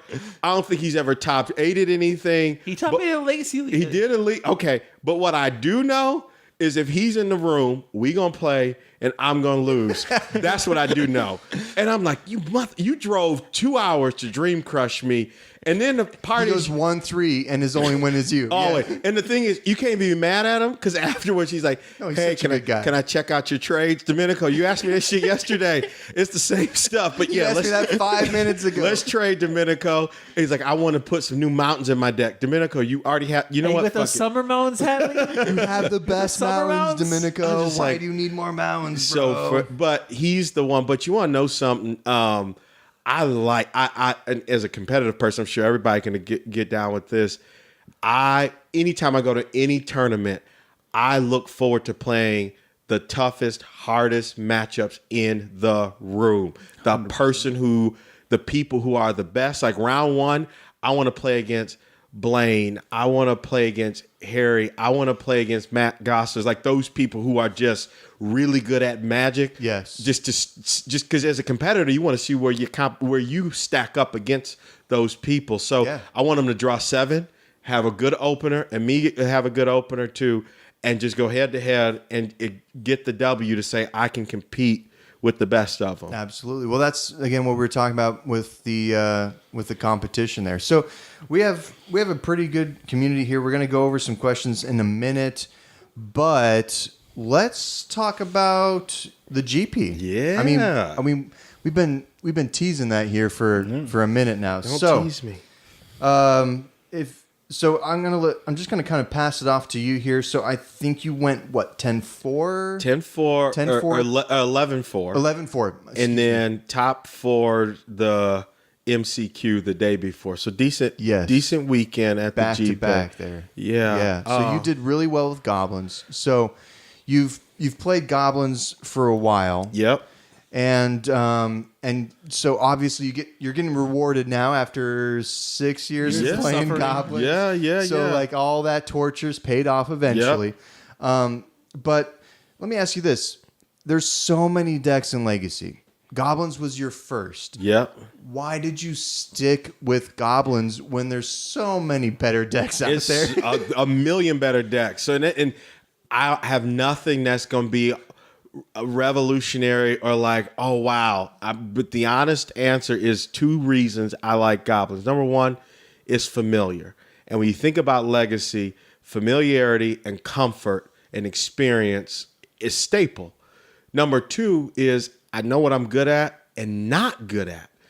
I jokingly say it, but I mean it. I don't know how to cast Brainstorm. Femurs used to talk shit about me if I was casting Brainstorm. Lightning Bolt. I'm not sure to cast those cards. So for me, I had to say, okay, what's comfortable and what am I good at? And so when I looked at Goblins, what I like about that deck in particular is gives me the opportunity to kind of narrate the game the way I want it to be played. Right? It's a toolbox. The design in the deck I play is more of a toolbox. Some people are good at combat mass. They play creature decks. Some are good at specific lines, so they play combo decks. I like to play a game where I can narrate how we are going to spend the subsequent turns until I beat you. And so for me, Goblins allows me to do that.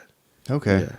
So because it's familiar and because it plays to your strengths as a person. Yep. So I think everyone could probably take maybe not everyone, but for me, I could take a page out of Hadley's book there because I jump around between a bunch of different decks, mainly blue decks. But yeah, I think, you got to figure out what you're capable of. Yeah. And what you're not capable of. It's humbling. So you brought up Kyle Henriksen. Like, you give Kyle a 75 with blue and white cards, even if he's been out for a long time, he's going to show up well with that. He's done that. Right? He's literally done that. Tony Murata. You give Tony Murata a 75 with a couple cloud posts in it, he's going to show up, right? And because it's familiar to him, he knows what he's doing.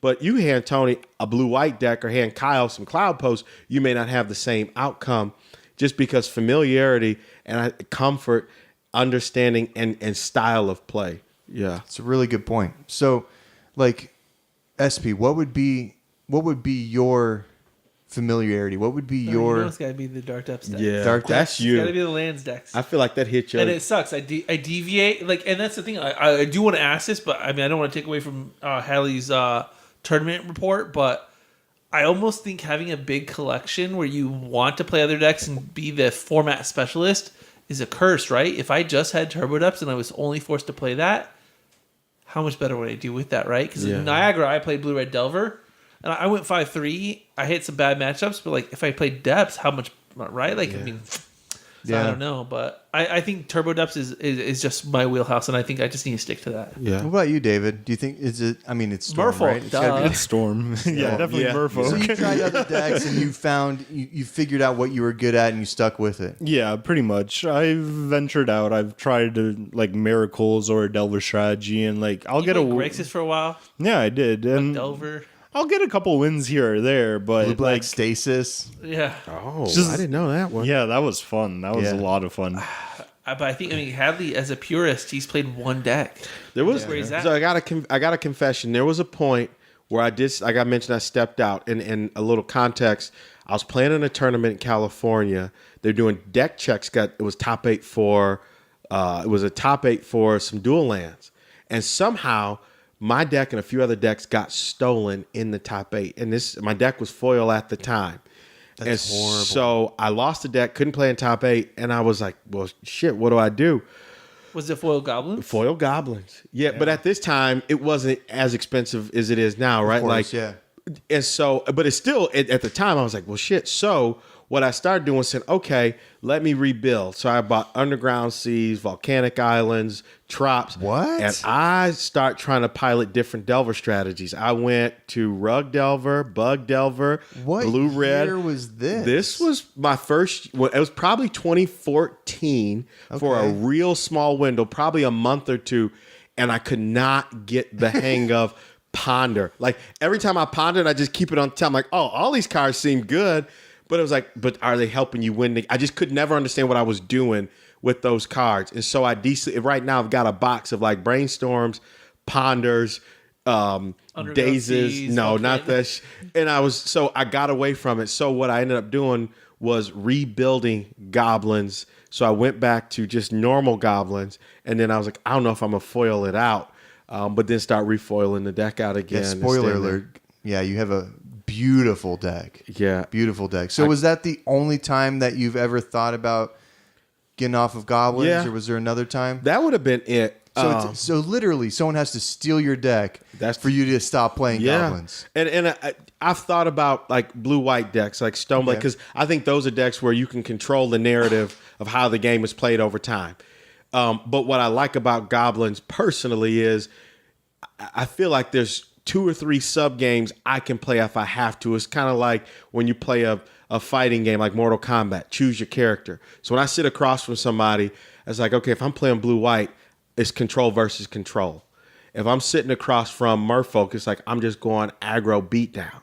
If I'm playing against other mid-range decks, I'm playing a mid-range strategy because I've got the tools to do that. And again, going back to my style of play, that deck allows me to make those kind of pivots and do what I'm comfortable with. Yeah. So you found your style of play. Yeah. So, and then you've ran it minus a couple months. Yeah. So and then you had the GP.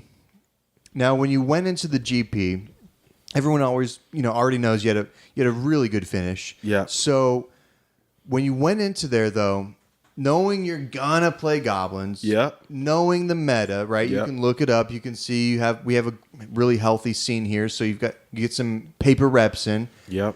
What kind of decisions and what kind of thoughts were going through your head on what cards you put in your main deck, Yeah. and what cards you put in your sideboard? Because goblins, I don't know if you're not listening to this, goblins is actually in a really kind of versatile spot right now. Like there's Yeah. kind of there's Some quite a flex few spots. different. Yeah. There's You kind can of try. few different camps of mentality with it, right? Yeah. You got the Warren Instigator list. You got people that are running black. All types of stuff, green, white. You could, and I've tried to stray away from tried and true straight red. I've tried the white splash for Thalia, didn't work.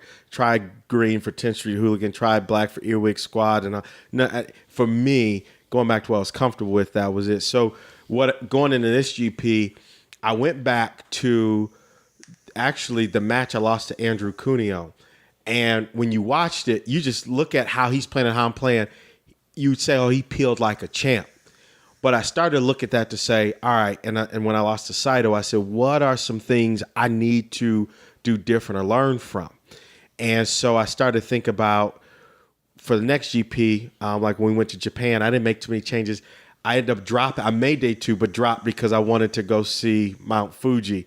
And I was like, what's more important, playing some more Magic, but going to Japan? I was like, I'll make up for it at the next GP in Niagara or something like that, which I was able to. So coming into Niagara, I was like, all right, what did I learn? What were my takeaways? And where is Legacy shifting? Shifting more towards creature-based decks, mid-range decks, fair strategies. So step one to say, okay, if that be the case, how do I tune my list? So I've made adjustments to my deck. So there's the tried and true staples. You're always going to have 4 lackeys, 4 matrons, 4 ringleaders, 4 Aether Vials, right? That's just the building blocks. Sure. But then when you get into the details of it, some of the nuance differences that I've made, my favorite card in the deck is actually Mog War Marshal. It's a common. It's a 1/1 for 2, and it makes a copy. It makes a token, and when it dies, it brings back another token. But the versatility of having 3 bodies for 2 mana and Legacy is all I need because of style of play where I'm trying to narrate how we play. So if I need to block a big Eldrazi creature or block some other Gurmag Angler or Termagor, something like that, it does that. It pairs well with War Chief because I can cast it for 1. It pairs very well with Sharpshooter because I lose the token issue. So I'm sad to say, done differently, if I play in Atlanta, I'll probably get rid of War Marshals based on where the format is shifted because there's not a lot of creatures on the ground I got to worry about. But coming in here, I was like, I'm going to probably be in a phone booth, bare knuckles, like face-to-face fighting and playing a lot of mid-range strategies. So I kind of tuned my deck for that. I also went to, there's a Goblins group on Facebook and just asked some questions. Say, here's my list. And people gave some really good perspective and opinion. They gave me that at the GP in Richmond, which helped me. So I went back and asked. And one of the things that people said was, you need to be playing more Crater Makers. I was playing 2, is 3 or 4? And I was like, and some other stuff. It's a great card. And so it's really good. It was MVP. In fact, I'm thinking going forward, I'll cut the War Marshals, add a 4th Crater Maker, and go back to 3 Gem Palms. But I went down to 2 Gem Palms for the extra Crater Maker. So I really was trying to say, how can I have a toolbox that helps me shore up a lot of the mid-range strategies? I expect to see a lot of blue-white, expected to see a lot of blue-red Delver, expect to see a little bit of Grixis Delver, didn't expect to see a lot of or a lot of combo decks, I should say. Yeah. So knowing that's 70% of what I was going to see, I just kind of tuned my deck to be able to stand up against those matchups, and I was rewarded for it over the weekend. Yeah. Now, so for GP Niagara, you ran. What was your sideboard cards for that? Do you want to just read that? So sideboard. Actually, I'll give a quick rundown of main board just to say some rationale behind why I put some stuff in it. 4 lackeys, 4 matrons, 4 ringleader, 4 Aether Vial. That's staple. I play 3 War Chiefs. Some lists play 4, but the reason I play 3 War Chiefs is because I wanted to play a Chieftain. And the reason I like Chieftain is because in a mid-range, like when I play against Eldrazi or I'm playing against Pyromancer, I want to be able to buff my team just a little bit and still turn them sideways. So being able to pump it a little bit and turn sideways is why Chieftain. 3 Crater Makers. Expect to see a lot of artifacts, kill Delvers, kill the 1/1 flyer that you can put 4 counters on. Terramander. He's gold, dude. Kill the thing that I don't even know the damn name of the card, but Show and Tell plays it. the 1515 Emrakul. That cool. The How do big you ass forget Emrakul? It's fucking goblins. You know what I mean. Ain't nothing to God. Ain't nothing to God. He's never cast. I don't Doesn't care. I don't gotta about worry the about the name of it because I kill it as soon as they play it. Kill what's that his face? thing. He's dead. Yeah, just whatever that is. Shuffle him back in. Move What's him that out of my creature? face. Okay, it's dead. Yeah. So I played 3. I was playing 2. I went to 3 of that. 2 War Marshal, like I said, but I think I would have, if I can make a cut that.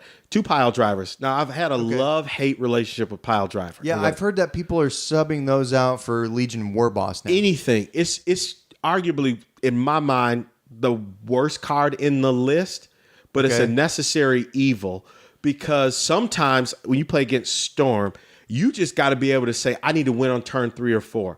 Or sometimes you just need to turn the corner and punch through damage. Or against Stoneblade or Delver with the true names. Again, you need it, but at least for me, that's the card in some matches I'm taking out 40 or 50% of the time. But you want to see some copies of it.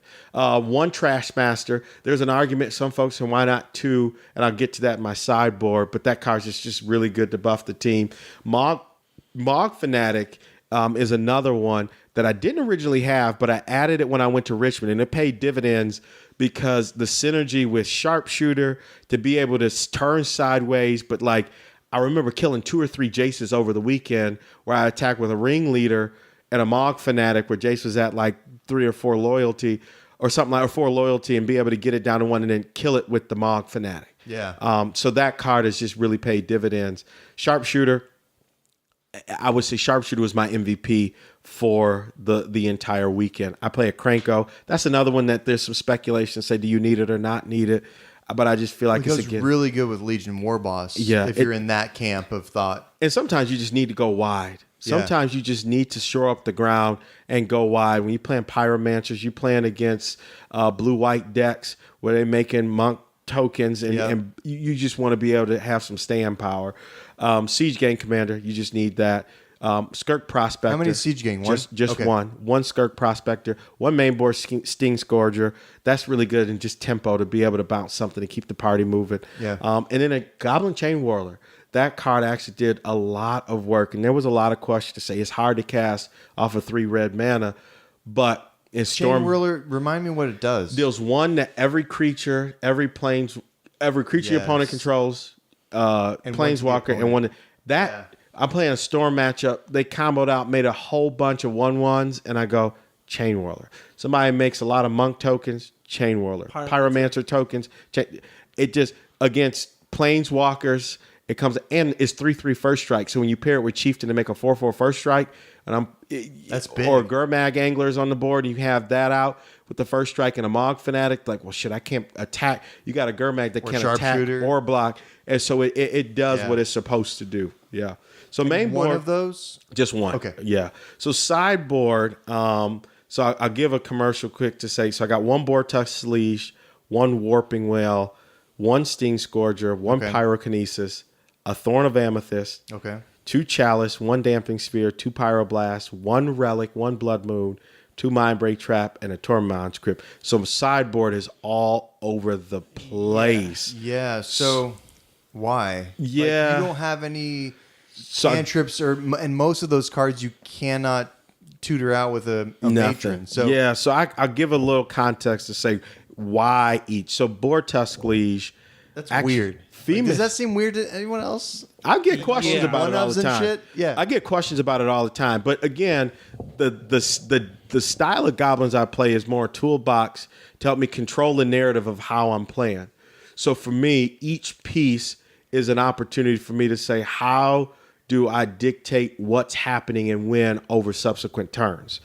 And so with that, my sideboard is to help me advance that kind of a game plan. For example, Bortusk Liege. There's an argument to say, should I play Trashmaster over Bortusk Liege? But my reasoning for playing Bortusk Liege is it's a 3/4. So I'm thinking about when I get into situations where Lightning Bolt is a thing, or something that like that where combat is tricky, that extra 4 or the 3/4 toughness comes in handy so much. It's got a little bit more staying power. Okay. The Warping Whale counters sorcery, makes a bro, exiles a creature with power toughness 1. So Yeah. storm matchups, Show and tell. storm matchups, fair decks, anybody playing a Delver Miracles. or Terramander, Miracles. Yeah. And anytime I play it, they go, okay, counter a late game Ponder. But you only have one of them. Yeah, you only need one. Because you It seems like, well, there's so many matchups that it applies to. but again, my point there is to say I've got a number of tools. So it's not one thing that I'm leaning on to win the game. It's a collection of things that over time to say, give me an incremental advantage to dictate kind of how I funnel the game to play the way I want to play. So if I have it, so let's say I'm playing a blue-white deck and I have a Warping Well in my opening hand. I'm likely not countering the early Ponder. I'm saving Warping Well for mid. And there's times where people will watch like, you could have countered some of those things. I'm waiting for somebody to play Counselor's Judgment. A Terminus. Like waiting turn 9 or 10 where I could have stopped this cantrip early, but I'm not worried about that. Yeah. So Storm. The first or versus Storm, they go Ponder. I immediately go Warping Well. Like, And that's huge. yeah, stuff like that. Because I get it now because they might duress me and take that later, and I might not have it to take something else. Yeah. So is circumstantial. It's good early, it's good mid, it's good late. Sting Scourger, I just need a second copy of that. Reanimator, Show and Tell, Eldrazi. You sometimes Gurmag Angler. You just want to be able to shore up stuff Any of the like creature that. matchups Yep. where you're just trying to inch out as much damage as That's it. possible before your opponent. Immediately. Pyrokinesis, that was actually used to be in the main board. Yeah. I put it in sideboard. There's an argument to maybe think about putting it back in the main, but it's really good against, I think right now where I like it the most is against elves and against death and taxes. Yeah. I brought it in against Delver strategies. It was okay.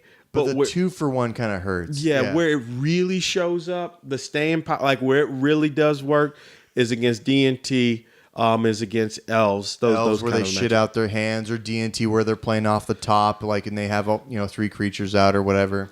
I want to pivot a second. So, gosh, I'm getting out of character a little bit, but I got to tell this story. I was playing against this guy at the tournament playing elves, and elves I would say is not my best matchup. They can just typically go off before I can.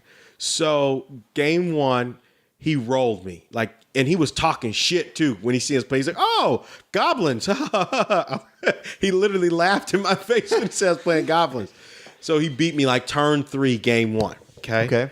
Game 2, I inched it out, got there. Game 3, I beat him through him casting a turn 3 Progenitus. Oh, shit. Yeah. And I don't remember the entire board state, but he was feeling real cocky because he said, You mulled the 5, right? yeah, mulled a 5 on the draw. Wait, he did or you did? I did. Mulled a 5 on the draw. He got a turn 3 Progenitus. He was still at 20 and I beat him. So here I got, so how I ended up beating him is I was able to shore up the board his first couple turns, get my Lackey to connect, get a pile driver down, another pile driver, and then able to get like some stuff on the board where he couldn't attack with the Progenitus the turn 3 came down. Yeah, so he would be losing damage if he attacked. Yeah. But he knew he was gonna get me in 2 turns. But what got me, and this I felt bad after the fact, but then I didn't. Because he was talking so much shit and real cocky the whole time. And so I had a sharpshooter, Skirk Prospector, and tokens. Oh, gross. So I ended up getting him to like 12 life, and he didn't see it, but I knew how Prospector, Sack of Goblins, Sharpshooter. Yeah. So I had 14 goblins on board. He's at 12 life. Oh, shit. So I was like, combat, whatever, damage done, whatever. I said, second main, shoot you for 1, put you to 11. He said, okay, fine. And I say, sack a goblin, add a red, untap sharpshooter, shoot you for 1, put you to 10. He said, sure. And I did that. I was like, shoot you. And I did it. Just watch the lights turn on as he realized it. Well, then I felt bad because I did an asshole move. I put him to 2 with still 4 goblins out. And then I just stopped and looked at him like, you see what's about to happen. And then he was like, great game. And then he got up and walked away. Scooped. Yeah. Oh. And I felt a little dickish after that, but it was like, if someone's talking shit. Bro. You missed key parts where he was like, if you're wondering, they all do get +5/+5. oh yeah, he was talking shit game 1, he was telling me between games about how this is a great matchup for him. I got him game 2, and he was kind of like, "Oh, you got a little lucky." And so when I got him, it felt that one Sounds felt like good. you're playing against me, like like just talking shit, telling you got lucky when you went. Like that's some Zach Zen shit right there. Yeah. So I got off subject a little bit. My All bad. right, yeah. Back to the sideboard here. So Thorn of Amethyst is just a really good Magic card. Okay. Make everything cost 1. Storm decks. It's really good. I might bring it against Show and Tell. Omni, anything like Miracles, tax you it's at all. even Miracles is decent. Yeah. Where I can try. I sometimes depend on the draw. Okay, Chalice. Chalice is just Chalice on 1 over the weekend. Against most decks, just was too good. Anything playing blue cards Or any zero storm, for or storm. zero. Yeah. It was just too good. Damping Spear, Eldrazi decks. It was actually really good against Show and Tell because they want to go Lotus Petal, Show and Tell. You can't do all that. Or Ponder. They can't do 2 things in a turn. Typically, 1 thing in a turn. So it showed up really well there. 2 Pyroblasts.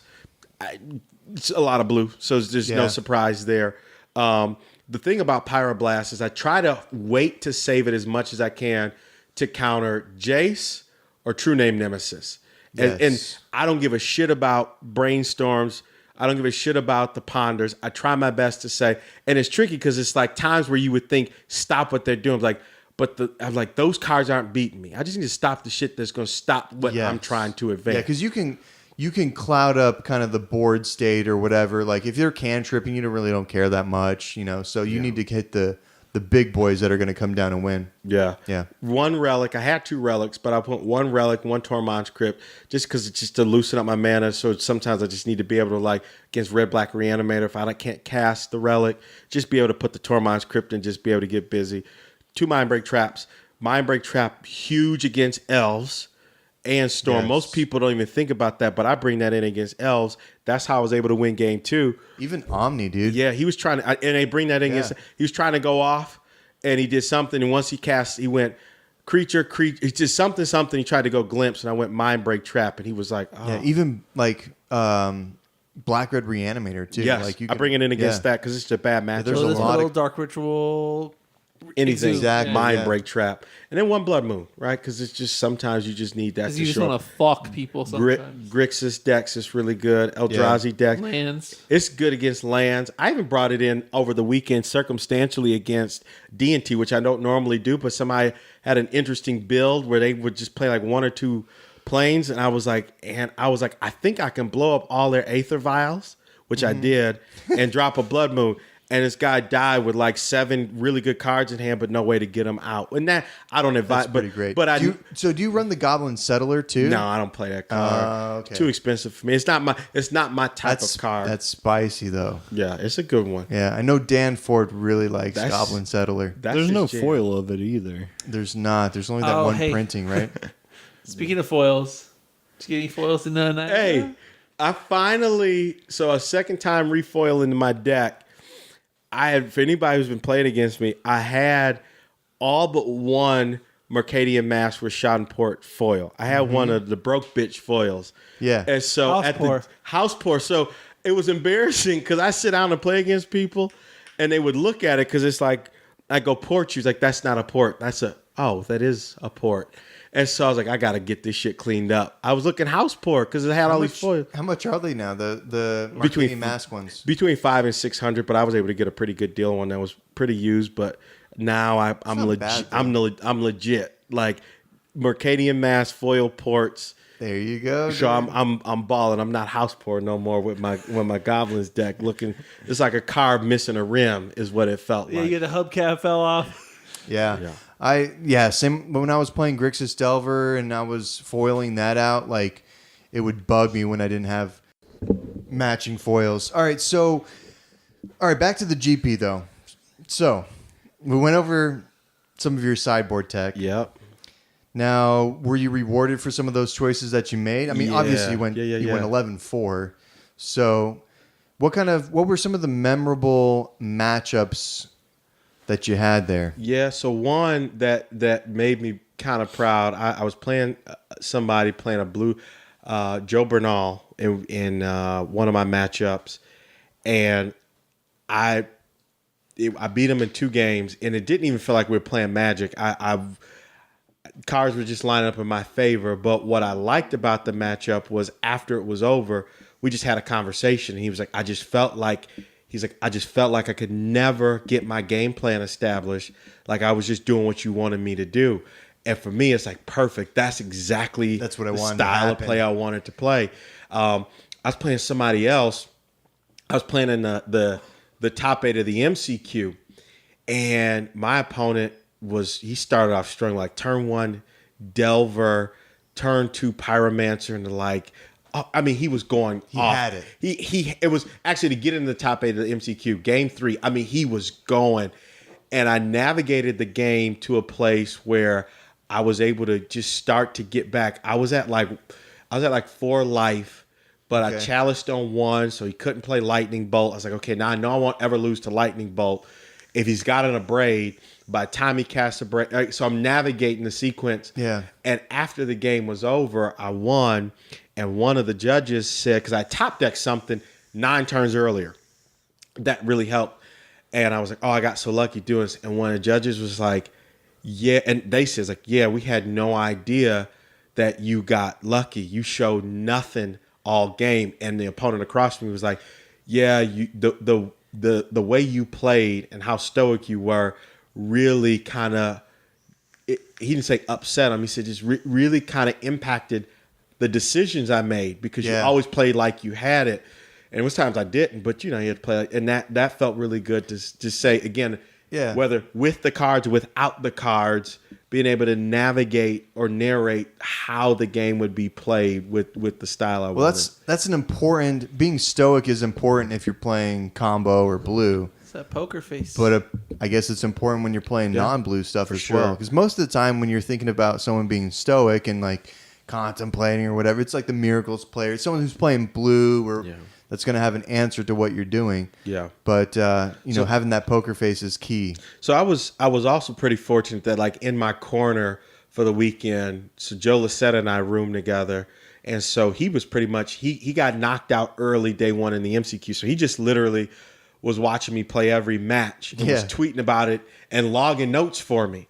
So after every game, I'm watching him because he watched my opponent watch me. Yeah. And I'm like, what do you think? And he would regularly say, I didn't think you were going to win the game. I don't know how you won. At one point, he would start tweeting and taking pictures of me. One time I won, and it was kind of cool because you got people coming up to Joe asking for autographs and to take pictures. And then he got excited and like jumped up and shook my shoulders like, oh my God, you won. And everybody was like, who the fuck is this dude that Joe's getting so excited about? No kidding. That's a good guy to have in your corner. And so having him to just bounce ideas of perspective off of was also validating too, to say, am I making the right lines, making the right plays? And so being able to talk with him about certain things was enlightening too throughout the weekend. So for your matchups, did you generally have positive matchups, or were they mostly over the weekend? Uphill battles. Everything I wanted to see. I wanted to see blue-red decks, blue-white decks, things playing blue, death and taxes, anything playing creatures is what I want to see, and force of blue. So avoid Storm and Show and Tell. So But even Storm, I bring in 12 or 13 cards. Surprisingly, my win rate. Scary. Yeah, my win rate against Storm is higher than you might expect. I'm probably 60, 70% against Storm. Game 1 with the Crater Makers now, they can't just put LEDs down. Yes. And then pop it immediately. And then game 2, again, it's not one card. I open with a Warping Whale and a Chalice. I go Chalice 0 and just hold up the Warping Whale for whatever else they do next. Yeah. And then wait until I get a Damping Spear or something like that. So just beat him with goblins in the meantime. Yeah, so believe it or not, over the course of the weekend, I lost. So I played, let me see. The MCQ was 6 rounds of Swiss. Five rounds of Swiss plus top 8. So I've 5-0'd the Swiss rounds. Okay. Lost in the quarterfinals to the 13-year-old who actually won playing blue-white. And it hurt because it was like, that's what I wanted to play. I lost him in game 3.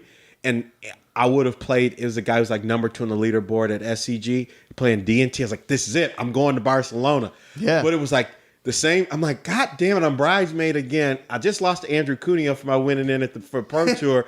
Same way. Goddamn blew up the decks I want to see, but I couldn't get mad. I had to rewind and say, what did he do well that I didn't do so well? Yeah. And he just outplayed me, and That's something that's hard to admit. You just got to swallow Yeah. the fact that, like, I don't care that he's 13. He just outplayed me. Yeah. And I just got out. He just was played better than me. Yeah. That's getting force fed a big slice of humble pie for sure. Like losing, to a 13-year-old, and it's a positive matchup for you. Yeah, it was. So one of the things, so Joe was tweeting and was calling the kid Dean. And Okay. the context behind that is, so at the MCQ, I'm watching him play. He's at the top table, and I'm kind of navigating, okay, I don't want to play Blackbird Reanimator, blah, blah, blah. And this kid has on a Cornell sweater. And I'm like, this little kid probably goes to Cornell. But then I'm watching him play, and he beating the shit out of people. I'm like, no, fuck that. He probably is the dean of student affairs. Professor. Right? He's the dean of student affairs. And so it kind of stuck. And so Joe and I just start calling him Dean. And so now, like on Twitter, Joe gave him the handle Dean, blah, blah, blah. So people just start calling this kid Dean. But that's the kind of the context behind it. Because he was playing above his class all week, that whole day, and he very much earned it. No shit, he's a prodigy. Like if he's 13 and he's the youngest, I think he's the youngest to ever qualify for Pro Tour now with the 13 Mythic years old. What's Championship. do you remember his real name? I don't remember his real name. Well, shout out to the Dean, man. Yeah, he was good. So that the Friday was really good. I was honestly not expecting to do as well as I did. I was more so tune in to say, okay, how can I, and to get that close, it hurts, right? To get that close, I said, sorry, I got to dust myself off and get ready for tomorrow.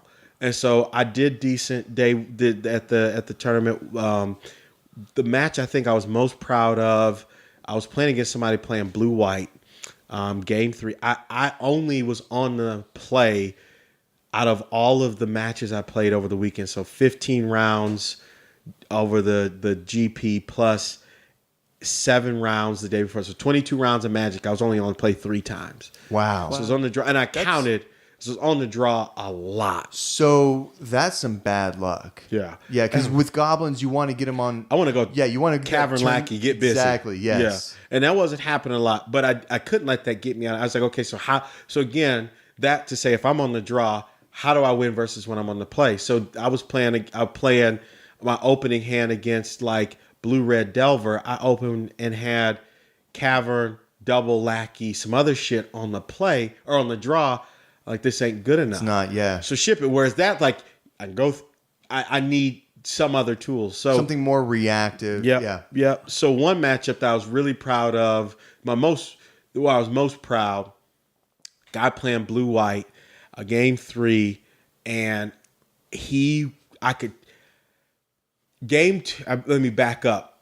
The round or 2 right before it, I played a dude. I'm not shitting you. He went turn 1 something, turn 2 Stoneforge, turn 3, 4, 5 force pitch blue card.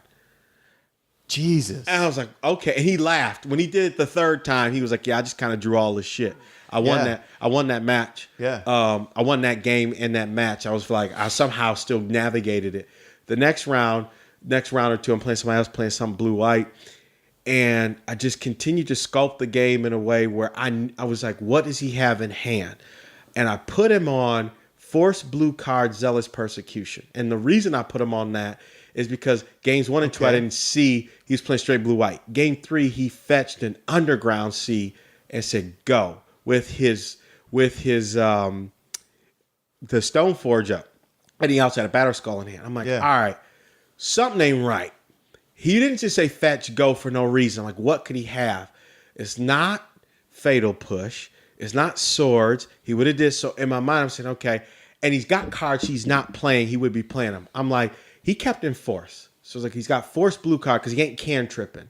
Yeah. So I'm getting into the tank a little bit to say how I was just navigating the game. I said, okay, I have to play cards that are not good enough to force that he will let me go, but over the course of the game, let me chip in. So I was like, I'll play a pile driver. with nothing else on the board. I'll play Goblin Matron and go get another Goblin Matron. To avoid that board one. Yeah, or I play Chain Whirl. Stuff that he's like, this ain't the haymaker I need to worry about. Yeah. But I'm chipping in, and so I'm kind of playing this sub game over here. Well, yeah, your mind fucking him. Yeah, so I'm playing that. And then I'm like, okay, I got to get to a point where I want him to force of will because I need him to lose one life. And if I can get him to lose one life, then I can sculpt the next 4 or 5 turns to kill him. And I was like, but I got to get to a place where he doesn't know I'm waiting for him to play force of will when he's at 11 to go to 10. Because once I get him to 10, I know what the next 3 turns are going to be no matter what he does to kill him. So I was like, okay, how do I back into these subsequent 3 turns? Well, I'll matron and get a matron. Well, maybe he'll counter my matron, but he knows that I got like a Cranko in here or something like that. He thought sees me. Yeah. So he's like, I won't counter that. I counter. So I was like, matron, go. And then matron to go get another matron and play a war marshal. And he can shore up the board, but I'm attacking with matron and 2 war marshals into a 1-2. He's like, well, I can. But what he's going to know is I'm trying to chip away at his life over 3 turns to get him to this life. Yeah. Then I'll play the card I know he wants to force a will to get him to this life. To then now go to the last scene, which is now kill you. Which is how it... That is genius. Bro. That is like, that's some next level stuff, man. Like I would never... Hey, what did he end up having in hand? So we get to the end of the game where He get zealous, didn't he? So we end the game. So he goes force pitch blue card in the game with 2 zealous persecutions in his hand. Perfect, dude. And he straight up was like, how? He's like, please tell me you were playing around this all game. I was like, to some degree, I knew you had something like that. I wasn't expecting 2, but 1. And he straight up was like, How? You put me in a spot. He's like, I've had this card in my hand for 6 turns. It was never optimal to play. Never optimal to play it because I would never give him a reason to do the Yeah, because it's just like a 1-for-1 or like maybe like a 2-for-1 or something. It's Why not did that he good. fetch into the black source? Yes. Like, he should have just kept the fetch. But so what he was thinking was, I'm going to fetch to get this black sword because he knew what I had in hand. So he was expecting me to kill. He needed the thoughts. Yeah, he was expecting me to go kill his stone forge because I had a gem palm incinerator in hand. But I was like, I can't make the risky play of killing this right now. So what I was doing was kind of stalemating our hands. I was like, I'll put this gem palm to the left because the gem palm is like a thought seize for his, what I believe to be his zealous persecution. Then I had a Cranko. And I was like, okay, I'm not playing Cranko. Cranko is like a thought seize for this force of will and blue card. So I was like, okay, we'll lay these down and when I'm going to come back to this. So now I know, well, now I got to beat Stoneforge Batterskull and what he's peeling off the top. Yeah. And now I'm like, okay, we'll play this game until I'm ready for you to start playing those cards. And I kind of told him, I said, here's how I was sculpting the last. And I walked him through 6 turns of how I was sculpting to get him to 10, to use the force, to get him to finally use persecution to tap his lands, to finally kill him. You know he's going to remember that game. He said it. Forever. He straight up was like, he was frustrated, but he shook my hand like 3 times. Like, you played that exceptionally well. Hey, sometimes So you it's need like- a maker, bro. Yeah. He met his maker. It's stories like that amaze me that I've beat you like 1 or 2 times or however many times like I have. Like that's actually crazy to think about. So, I mean, it's stuff like that is why you have a lot of fans here Yeah. in Arizona is because you just And outside next of Arizona. level people, man. You just sometimes you just get in their head. So So- anyone who's played you Espy knows that. Espy told me one time, and I didn't realize it, but he called me out. He was like, I know when Hadley's about to win next turn. Like an opponent could be at 19 life, to have a huge board presence, I can have nothing. He's like, when you start moving your fingers and counting at it's like He starts tapping his fingers on Yeah. the fucking like That's- oh yeah. fuck, I'm in trouble. It's like, geez, like what the. Yeah, It's when like, it's like when the Hadley's storm doing player, math. Yeah. dude, it's like when the storm player breaks out their like little fucking storm counters. It's when Hadley starts like tapping his fingers on the counter and like thinking in his head. It's like, dude, we're done. So now you need to do that every turn, no matter matter what, and just scare the shit out of that's people. That's the next level. that's my tell. I try to be pretty just matter of fact, winning or losing, no matter what. Because if I'm not dead, I'm not dead. The only time I think I start to show two places I start to show a bit of emotion. One is when I think I got a place where I can start winning. And 2, and this is a tell I'm giving away on myself, when I'm frustrated about something I did 3 or 4 turns ago, I could have won sooner. And so you'll see me aggressively go, like Fetch are starting attacking, and people are like, why are you so upset? And I'm thinking, if I would have done something 3 or 4 turns sooner, I could win. I could have won then. Well, I'm about to win now, but I'm mad at myself. Yeah. And that's the only time I try to actually show or evoke a bit of emotion. Somebody would tell me once. So now that you're letting it out there in the world, you can work on it. Yeah, somebody once said to me, I played them, and they were like, "Hey, you were I was a bit afraid to play you." I was like, "What?" It's like, you just were real serious. Yeah. I'm like, well, I'm not, I just really trying to think, and I'm competitive. I ain't trying to scare nobody. I just pissed off at myself, but very competitive and want to win. Yeah, I need to smile more, I guess. Yeah, well, you have, despite the not smiling, here in Arizona, you have a lot of people that definitely had some questions for you. Let's here. get So to it. So we put this out there in the Arizona community And the Goblin community. Yeah. and the Goblins community. Yep. And so we got some questions here. I'm gonna read every single one of them here. All right. Now, Give if me you some don't want to rapid fire. answer, No, I'm gonna answer. I'm gonna give you an answer. if you don't for want to everything. answer, you don't have to. Yeah, I'll give you a good answer with everyone. Now, the best most I can. interesting one to me comes from Oscar. Okay. Why is your nickname Ice Water? And how come you drip so hard? Drip too hard. So Icewater was just my nickname from high school, but anybody who's played me knows I got this filthy ass dirty play mat. And you see water, but what you don't see is there's a glass with 3 ice cubes and it says ice in it. Actually, when I first moved here, Julia, who doesn't play as much, I don't know if she still plays Magic. She's dating a Christian Nickerson. They used to play back in the day. She used to make play mats, and so everybody had a play mat, and I didn't. And so I was like, "Hey, will you make me a play mat?" $10. She made it for me. And it's like, you got to make sure you use it everywhere. And I've had that thing since, like, the only play mat I've ever. I either use that or I don't use one at all, and that's. I wasn't expecting that, but that is a fucking great answer to that question. Yeah. Next, we have here from, and I think you already answered this. Explain the story of the Dean. I already said the Dean. Shout out to the Dean. So- I hope he does well in Barcelona. But All right. He's going to take it down. Yeah. He's the next Reed Duke. Yeah. And then from James here, what kind of card do you think Goblins needs to help with its more difficult? Oh, no matchups? question. Something to kill enchantments. Be able to kill sneak attack. Be able to kill engineer play. What's Yeah. the other one? The green black card. Pernicious Deed. Pernicious Deed. You know what I was Yeah. talking about. Kill something to kill enchantments. All Bring right. it. Bring it to us. And our boy Tony Murata says, "What has been your favorite city Ooh. that you have traveled to for a tournament?" I've been a lot of fun cities. Japan was a lot of fun. SB and I got to go do some karaoke, made a lot of friends. But favorite city, Made a lot of friends. huh? Seattle. We had a Made a good lot time in of Seattle, the Rock Roundhouse. But my favorite city Never forget the Rock Roundhouse. Dude. is Vegas. And anybody who's ever kicked it with me in Vegas knows how we do. I can't. That's all I can say about it. No, You we don't were sleep. We were in You don't Vegas. sleep. I do not sleep at all. We were in Vegas at the same time and we didn't link up. Did I? I might not Yeah. even. Did we talk? Yeah, no, yeah, I think we did, but we didn't link up. We Okay. were both going hard in different directions. So yeah. I hung out with Hadley when he was catching his first wind. I think it was like 3 a.m. I tapped out, and then like And he's just they went all going. they went all night. Yeah. I was like, I'm going to bed. It's like Nah, 3 a.m. Like Vegas. So early. Vegas is your going to favorite Vegas, city. anybody going to Vegas this year, you ain't kicked it with me.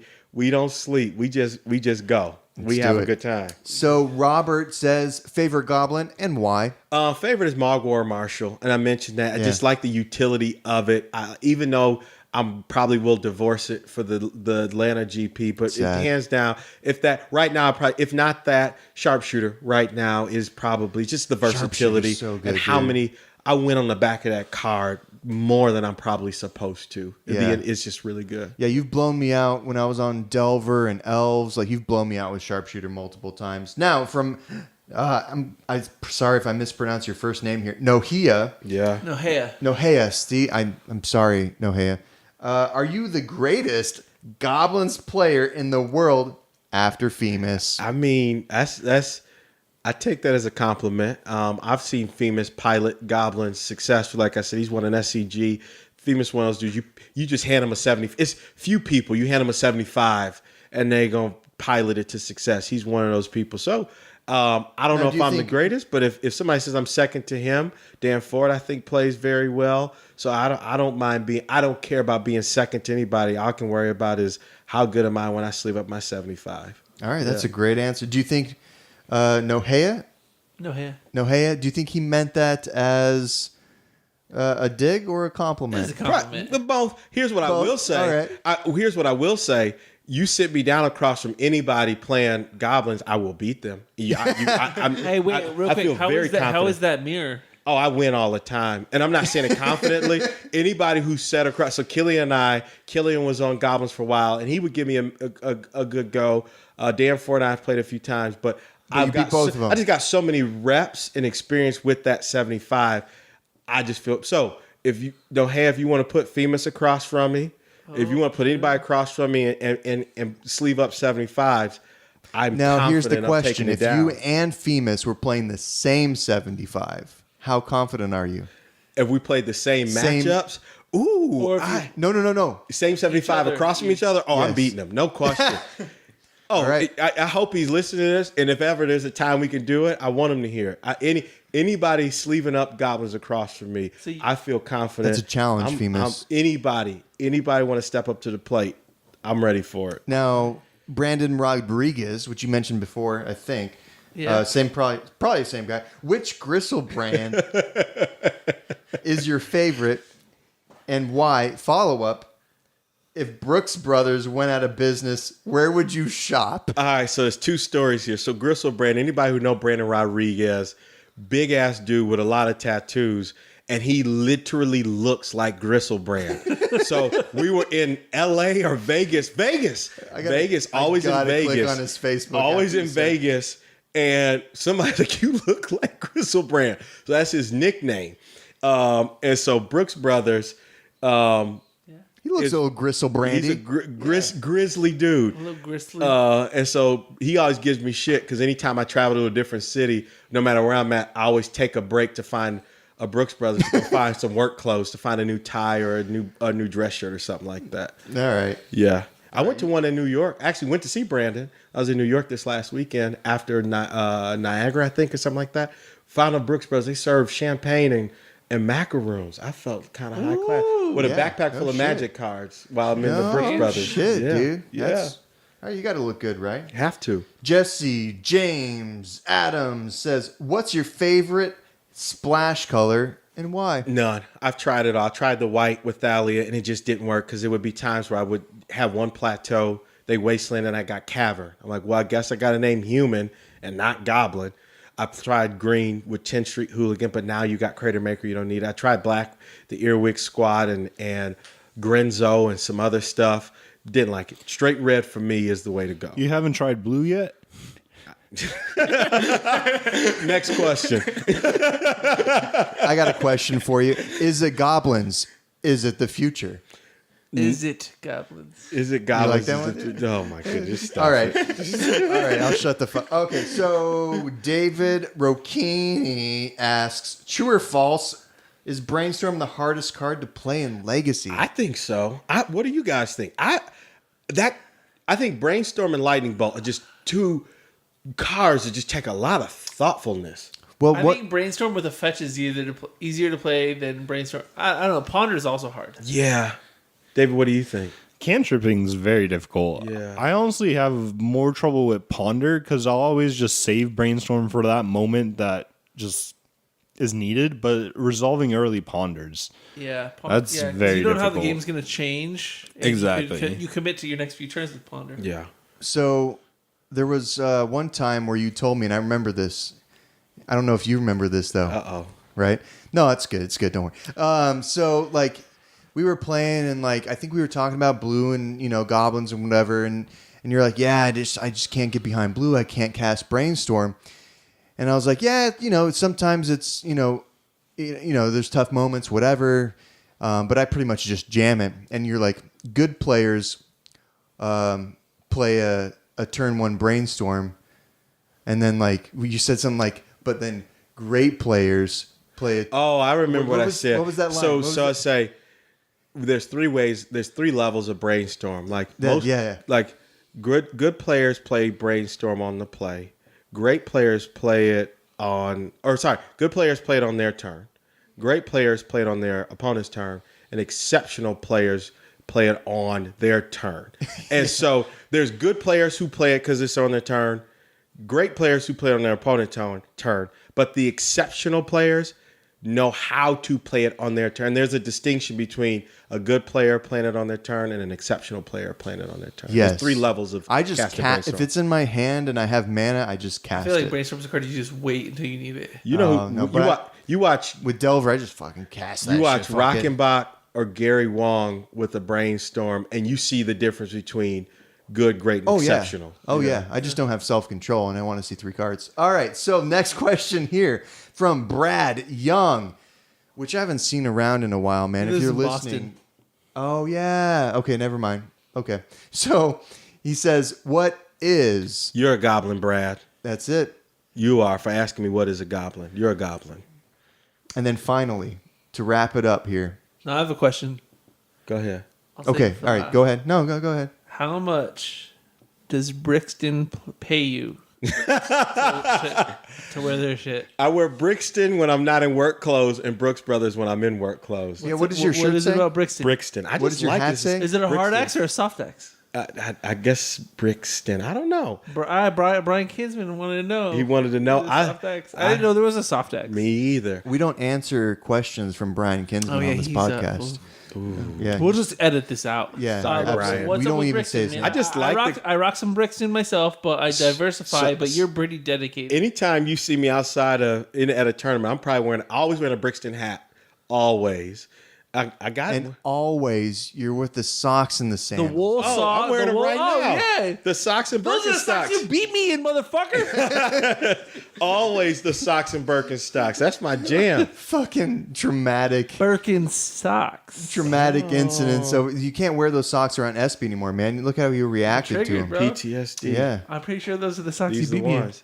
Hi, SB. I'm waving my feet at him. I remember His like big toe just snapped at me. years ago now. Like there was a picture of me that was top 8 for something or the Masters or whatever it was, and you were in the picture. And my mom saw all these nerdy guys, dude. Saw me in the picture too. Yeah. Ignored everyone else and was like, "Who's that guy in the socks and sandals? Because like sandals. Why is would like you do that?" Sandals in is like a Arizona? warm weather thing, and then wool socks is. Let me just. You've confused my mother, and anyone who does that, I appreciate that. That's a Yeah. compliment. Thank you. Final question. Let's go. To wrap it up. Yeah. If you had to play another deck, what would you play? This is from Daniel Ford. homie our- Dan The Ford. $1 million If- question. If I had to put down goblins, if they banned goblins for some reason, I would either pick up blue-white, kind of a stone blade, or maybe D&T. And for the same reasons Okay. I like goblins, it's got some versatility to control how you play the game and can turn the corner and play some sub games if you need to. Yeah, I think there's a lot of parallels between Yeah. D&T and Goblins for Yep. sure. Because maybe not necessarily with like the go wide stuff, but Yeah. you can kind of set up Yeah. the like as you expressed it, the set up the narrative for the game. So I don't know. I'm not a magician, but I watched No, one of you those are. Yeah, magician you went shows. 11-4 at a magician competition. I see what you did there. But they would say typically with a magic trick, the trick is the magics happen by the time the trick has started, right? Yeah. And so when you're watching it, whatever the sleight of hand, the trick is that you missed that already. And so with goblins, I think about it the same way: is how do I make the magic happen over the course of the game where you don't even see it happen? Like you don't know you're about to lose, but you're about to lose. You don't know I'm trying to get you to commit to a certain line. It just happens that way intuitively. And next thing you're like, oh shit, I just lost. And I had an Endbringer They play and right in your hand. and two thought not seers on just get in board their against head. nothing. Yeah. Just get in their head, man. Yeah. So I've watched you play Goblins. I've watched you do extremely well with it. And again, I've watched you, scrub out and for sure. and take it with stride and Yeah. learn and change. So for someone out there who maybe kind of this conversation that we've had resonates with them. Sure. They're vibing with what you're saying, and they want to pick up Goblins. For a new Goblins player in Legacy today, what is the best piece of advice you can give them? I'd say three things. First, going back to what I was saying earlier, is do what makes you feel comfortable. Like I got people give me a lot of shit. I got fetch lands in my deck, and a lot of Goblins players will say, don't play fetches. But the reason I play fetches is because I like to. Like, it gives me peace of mind to say, if I'm ever playing Jace and somebody sees the top of my library, I want to have the option to shuffle it away. Yeah. If somebody plays a Terminus and puts on my shit to the bottom, I want to refresh before I play Ringleader.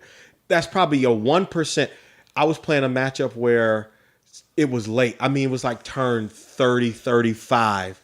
And the fetches, I fetched out all my lands. So I knew it was nothing but gas Fire, left. yeah. And so it was probably a placebo. It probably didn't do what I think it did, but it made me comfortable. So step one, whether you're a Goblins player or anybody, if you're picking up as Goblins, pick up the 75 that makes you comfortable. If it's Settler, if it's Kiki Jiki or whatever, pick up the 75 makes you feel comfortable. Second, be humble about when you lose and be intentional about learning why you won. And here's what I mean by that. Okay. Like when I lost to a 13-year-old, I mulled to 5 or 6. I got 2 lands. One could argue I got mana screwed. You lost when you watched me lose to Andrew Cuneo for my winning in at the PT in Richmond. One would argue, God, he just outdrew me. But when I stepped back, I said, no, I lost more than because he outdrew me. It's something else. And I learned it was how he was using Search for his content. And even though Search for his content can flip and I can wasteland it, I went back like, I figured out after game 1, like he is surgical with this search and how he's doing stuff. And I didn't realize it game 1. So be humble. Don't just say I lost because they drew this or I got bad. No. Why did you lose and what can you do different? And then third, I think we learn a lot from losses, but I believe success is purposeful and intentional. You don't win by accident consistently. No, I do. Well, maybe you. Yeah. Or SB. No, I'm sorry. Goes, You said consistently? Consistently. No, never mind. I just win by accident. So when you are winning consistently or winning, stop for a second to ask yourself, what have I done to create this success?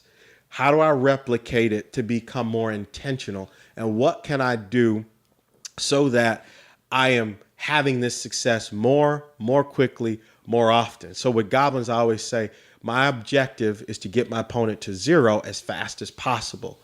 How do I do that more consistently? And how did I do it before? If I'm playing Storm, how do I more consistently sculpt the game plan so I can win on turn 3 versus them winning on their turn 3 or something like that? Yeah. Okay. God damn, profound. Yeah, there's very profound. There's some wisdom here, man, for sure. All right, so before we wrap this up, do you want to have anything else that you want to say? Any shout outs for the community or people here? I would be remiss not to say thank you guys for letting me come crash the party. Drink your alcohol. It was really good. David, I think, is on his ninth Red Bull for the night. So one's going a little long, but I appreciate this. It just the Magic community in Arizona has been good to me. Got a lot of friends. It's an opportunity for me to do something I enjoy doing. I'm a very competitive person. So it lets me be competitive and at the same time not be so serious and enjoy life and have some fun along the way. So best of both worlds. So appreciate the opportunity to do this. Appreciate what you all and others are doing to keep not only the legacy scene strong and healthy, but the Magic community scene strong and healthy. So just hope that we continue to have more of that going forward in Arizona. Absolutely. I think we have a really good community here, and there's tons of people that are contributors to that for sure. So we're really actually like, I don't use this word a lot. Like if you know me, we are blessed in Arizona to actually have the people that we have here. We have the shops that are good. Yeah, we have some drama and we have people that, act like asshats or whatever. I'm one of them. But we have a really good community compared to a lot of other places. For sure. Yeah. All right. So now so that's your shout out. Now, if you wanted to also talk shit to one person, like if you have a microphone that's going to go on the internet. This is the spotlight. If you wanted to say one thing to one person. Oh man, one person. What would you say to him? You know what? I haven't said my homie Jake Welp's name in a long time. And, God! I gotta say, the community is behind you on this. Listen, I gotta just shout out the homie Jake Welp. He's somewhere right now talking shit to somebody about something, winning or losing. They're bigger than him. Don't matter. And anytime anybody's ever been over at my house when I host people to play tests for like GPs or something like that, you always know Jake is over my house because he parks sideways in my driveway in his Corvette, as douchey as possible on purpose. And he gets there before everybody, just so the world knows I'm Jake Welp and I'm an asshole. So shout out to the homie Jake, because I hadn't shouted him out yet. There we go. All right. That's fucking great, dude. That's money. All right. So that's going to on that note, dude, that we're going to wrap this shit up here. So if you're listening to this, thank you for listening. If you're in Arizona, thank you for being part of the Legacy community, unless you're Tash, of course. And then with us today, as usual, we had Mr. David Schakowsky. Thanks for having me. Mr. Daniel Espinoza. Yeah. And the man, the myth, the legend, Mike Hadley. Thanks for having me, guys. My name is Zach Zent, and this has been the O2 Dropcast.